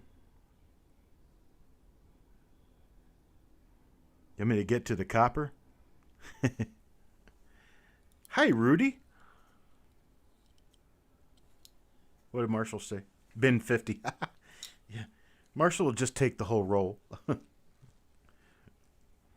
Why bother opening it? I bought the whole thing. A mineral oil did you know video from Chuck. Okay. I can work on that, but it's not going to be a did you know. It's just going to be an educational video. My did you knows are usually just something that covers one small subject that people generally wouldn't know. Like, for instance, did you know today was Ted Knight's birthday? He's the guy who played Ted on the Mary Tyler Moore Show back in the 70s. I don't know if you remember him or not, but his birthday was December 7th. Hey, Bulldog. Hello. Let's see some of the other ones that we're going to be doing here. Because, well, I can open anything I want to open. Let's go through the little box here. Here is original bank wrap roll of 1956 plain Lincolns. Here is this is an original bank wrapped roll of 1957D. Yes, today is also Pearl Harbor Day. This is an original bank wrapped roll of 1950D. 1950D. Here's an original bank wrapped roll of 1958D, and this one's got color on the end. 1958D. What else do we have here? There's a 1954S, original bank wrapped roll, 1954S. Now here's one, has a little tear on the outside edge here, but the roll's never been opened. I mean, the roll it's a solid original roll. This one's 1950S. 1950S.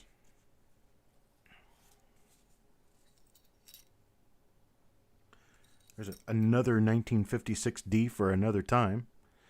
This one's First Wisconsin National Bank of Milwaukee. So we have other stuff. We have more. What's this one? Portland Branch Federal Reserve Bank of San Francisco.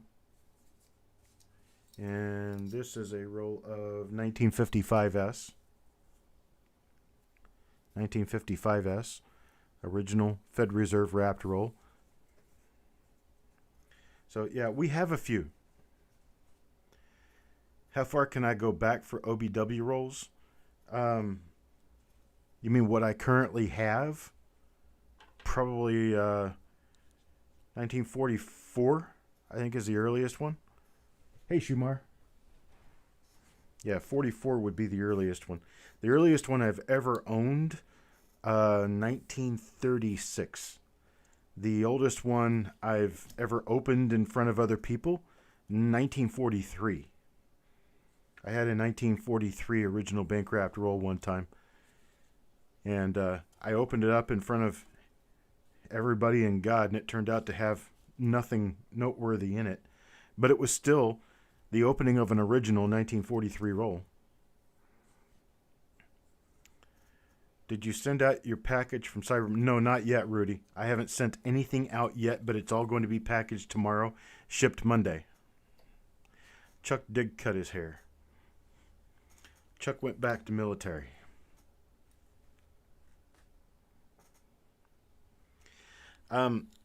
Yes, Joe, I've seen original rolls of 1909. I've seen original rolls of 1919. I've seen an original roll of 1932. So I'm sure that they go back. I don't know how far back, but I have seen I've seen original rolls of 1909 VDB. So I know they exist. Or did, anyway. I don't know that they still do. More of these we open, the fewer exist. You look extremely odd with short hair. I don't think I could look any worse with long hair, so I just keep it cut short because it's easier to take care of.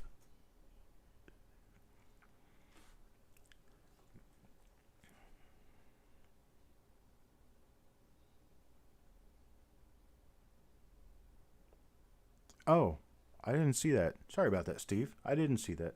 Your mom passed today in 2006. I'm sorry about that. That was, 13 years ago now. Wow.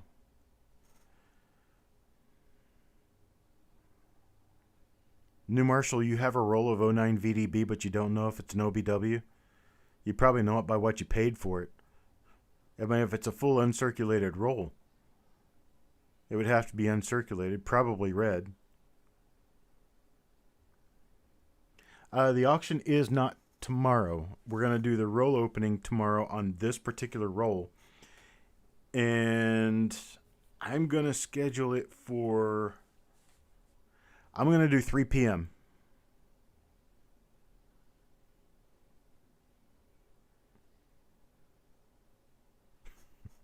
Auction 165. I'll do it 3 p.m. tomorrow, 3 p.m. That's 3 p.m. Eastern Time, 2 p.m. Central, 1 p.m. Mountain, or noon Pacific.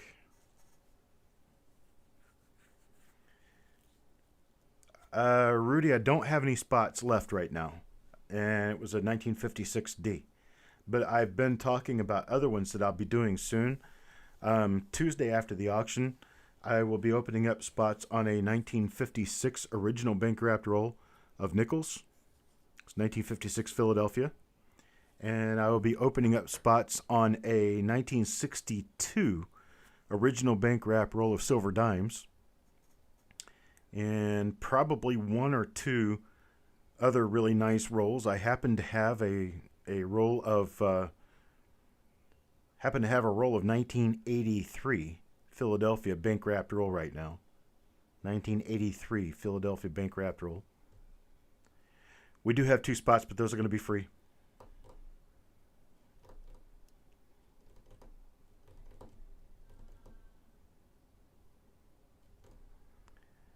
I'll see you around, James. You have a good night. I'll see you tomorrow.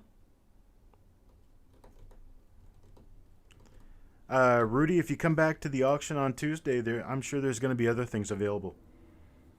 Now, to the people who did get spots in this that are still around, I want to let you know that I'll be opening this roll tomorrow at 3 p.m. However, it will be next week before I actually handle the attribution of the coins therein, which means that it will be toward the end of the week before they're actually mailed. Hey, Steve, Coin Show was pretty good. I picked up a couple of real goodies. Show you one of them because I had it out here just a few minutes ago. There it is. I think this is it. Yeah, this is it.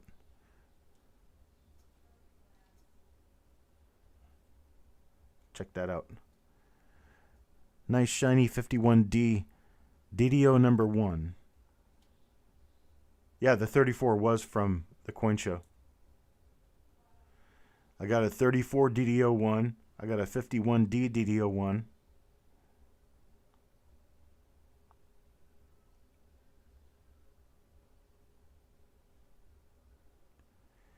$51D DDO1's probably a 64. It's got a few little tiny spots on it, but it's nice and bright.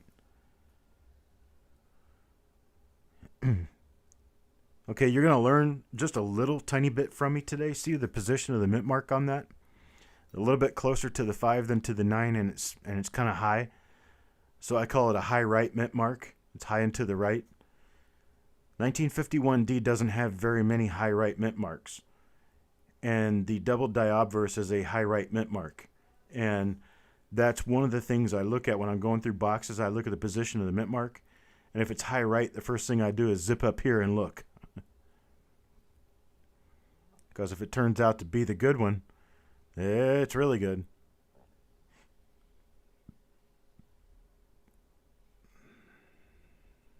See you later, Chris. Yes, sir, Steve. Cherry picked. I plucked that in a stack and bought the whole stack together. Good night, Deanne. Good night, Mary Ellen. Night, John Boy. Oh yeah. No, actually, you know, I've learned to quell my behavior to the extent that I'm going through a stack of coins and I'm looking at them with my loop and everything, and then I just pull it off and I'm like, okay. And then I set it down and then I buy it. And then I get out to the car, and that's when I do my Snoopy dance when I get out to the car.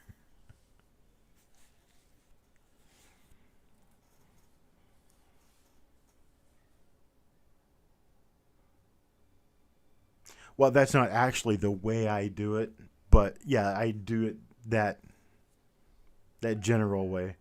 I did the same thing when my partner in crime was with me at a coin shop in the middle of Madison, Wisconsin one time. And I'm pretty sure this shop's not open anymore because this was in 2004, and the place was mostly shut down when we were there. The guy had one lamp in the whole store, boxes full of coins, boxes full of stamps and other things, and he was wearing a T-shirt that didn't even cover his whole belly. It had stains all over it, food stains all over it. And he looked like a flood victim, and the place looked like it was hit by a tornado. And so this guy brings out little books and boxes full of coins for us to look at. And my buddy was looking at nickels, and I was looking at pennies. I was going through the pennies, pulling out 1925 double dies and 1925S RPMs and 1934D RPMs, and I was just having a good old time, just cherry picking the heck out of his stuff.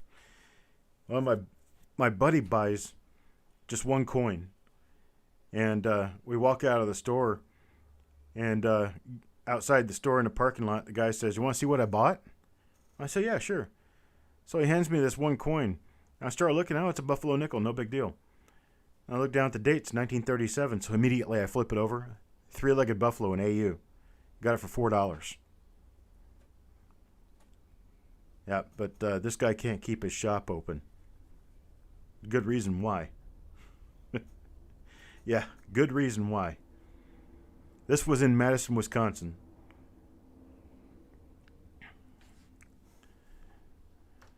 But, yeah, the show today was okay. It was kind of small. I think there were 11, 12 dealers. Um, buddy of mine that I've talked with online for probably close to 15 years now and never actually met in person, he was there. And of course, he runs a shop in Fayetteville, so he was there. But we've had, it was a good day. I liked it. Um, I ran into a roll of AU-ish mixed wheats, mostly in the 40s. And I thought, yeah, if I can pick this up for 10 or 15 bucks, I'll take it. And the guy wanted 25 for it, so I told him he could keep it. Let's see, anything else? Not really. My big thing was mail call this week. Mail call, these rolls came in. I got a Dansko that's completely full, every hole, including the 22 plane. It's got the 09S VDB. It's got the 09S. Major double dies for memorials. Your biggest double dies in memorials are going to be 1960D with the small over large date. Then you've got the, well, we're just talking about memorials here. You've got the 60D small over large date. You've got the 64 double die reverse. You've got the 68D double die reverse. 69S double die obverse. You've got the 70S double die obverse. The 71 double die obverse. The 72 double die obverse. Then you go up to 1980 double die obverse.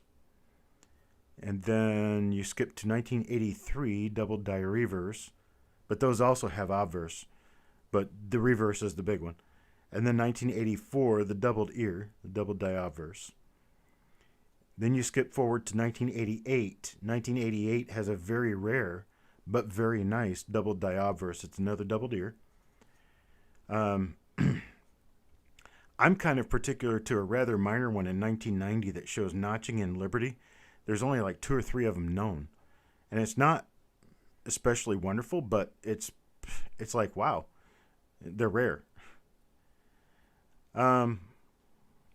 Let's see. So beyond 1990, you go out to 1994, the extra column inside the last bay, and then 1995 double die obverse, 1995D double die obverse, 1997 doubled ear, and then beyond that, you get all the way up into the shield pennies. Well, 06 has a minor doubled ear. It has a double die obverse. That's another memorial, 06. And then the 09 skeleton finger reverse, but that's not all that major. Then you got a 14 obverse, you got a 15 obverse, and those are the real good ones that I know of. Copper Kingdom found a 71 DD01 out of the rolls he got from me. I think he told me that. Hurlstormer, I don't weigh them. I let them. I let them lay out on a table and I listen to them. It's the easiest and fastest way. You just drop them on a table and listen to them. If they ring, they're copper. If they have a dead thud, they're zinc. I've been doing it that way ever since. 2011P, I forgot about that. That's one of the shields. I haven't really paid too much attention to the shields. Well, 70S, of course, the small date is a difficult one to find. But the large date's the one where your double dies are. And of course, with the proofs, you're a whole different set. A whole different set. Your proofs, modern proofs, you've got a major double die obverse on 51. You've got a really nice double die obverse in the date on a 53. You've got double and triple die reverses on a 55. 57 has a nice class 6 obverse. 1960 has a number of the large over small, small over large date. 61 and 62, there's just a plethora of double dies, but none of them are really spectacular. 63 has a couple of nice double die reverses, some of which we found this evening. 1964 has some really nice double die reverses. 70S has a triple die obverse, a double die obverse, a couple of small date double die obverses, and one that's the small date over a large date. Or it's a large date over a small date. Can't remember which one of those, but it's one of the two. 72S has a decent proof, double die obverse.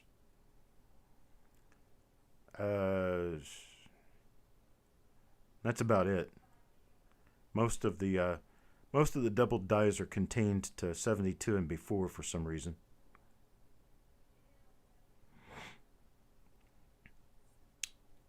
(1982) FS 1801.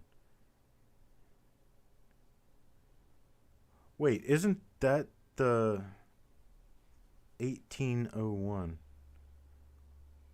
The 1801, is that going to be the big double die reverse on the 82? You actually have one of those?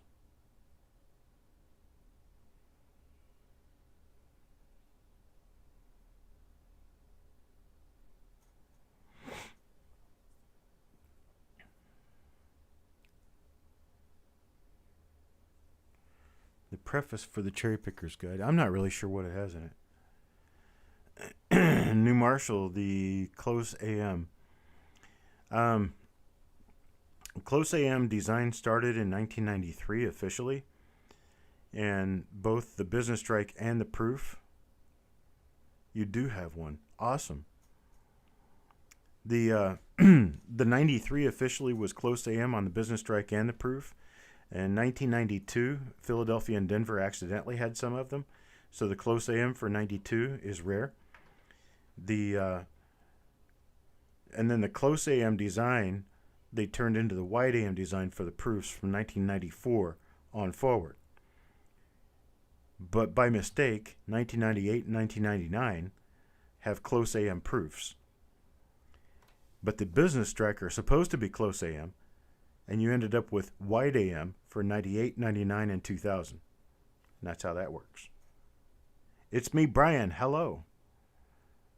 Who is Brian? It's me, Brian. Is it a Brian I already know? Or is it a new Brian? If it's a new Brian, welcome. If it's a Brian I already know, why did you change your name?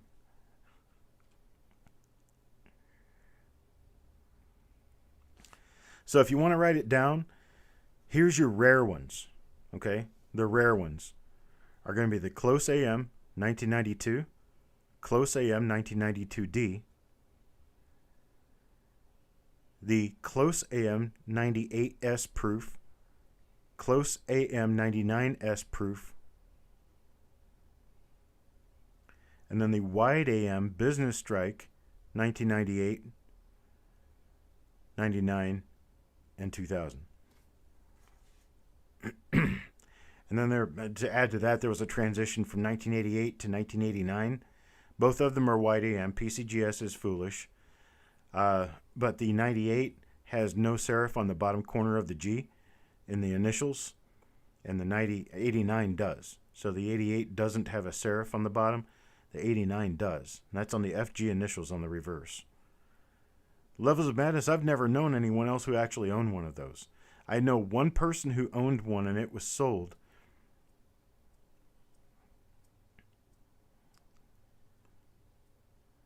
That's kind of amazing. I'd like to see pictures of that sometime.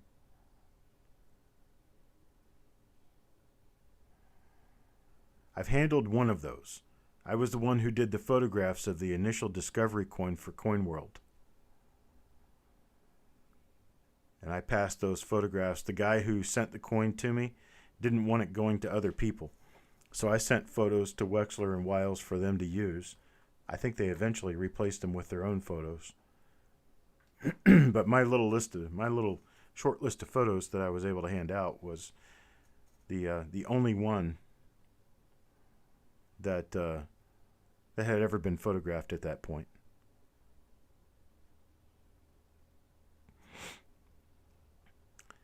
Okay, folks, I am going to go ahead and eat dinner because it's, 10:47 p.m. and it's time for me to get some dinner inside of me. And then I am going to work on these invoices because we have some little invoices, and these are going to be mailed with packages from your auction for next Tuesday, this coming Tuesday. Otherwise, if you don't get involved or don't bid or don't win anything in the auction on Tuesday, I will ship these coins out to you in an envelope on Wednesday. Okay? So your 1956D Lincolns will come shipped on Wednesday after the auction on Tuesday. All right, folks. Peace and love. Everybody be good. Everybody do what's right. And I will see you. No, I haven't eaten anything since lunch, Crystal. This is going to be the first bite that I've had since lunch. All right, good night, all.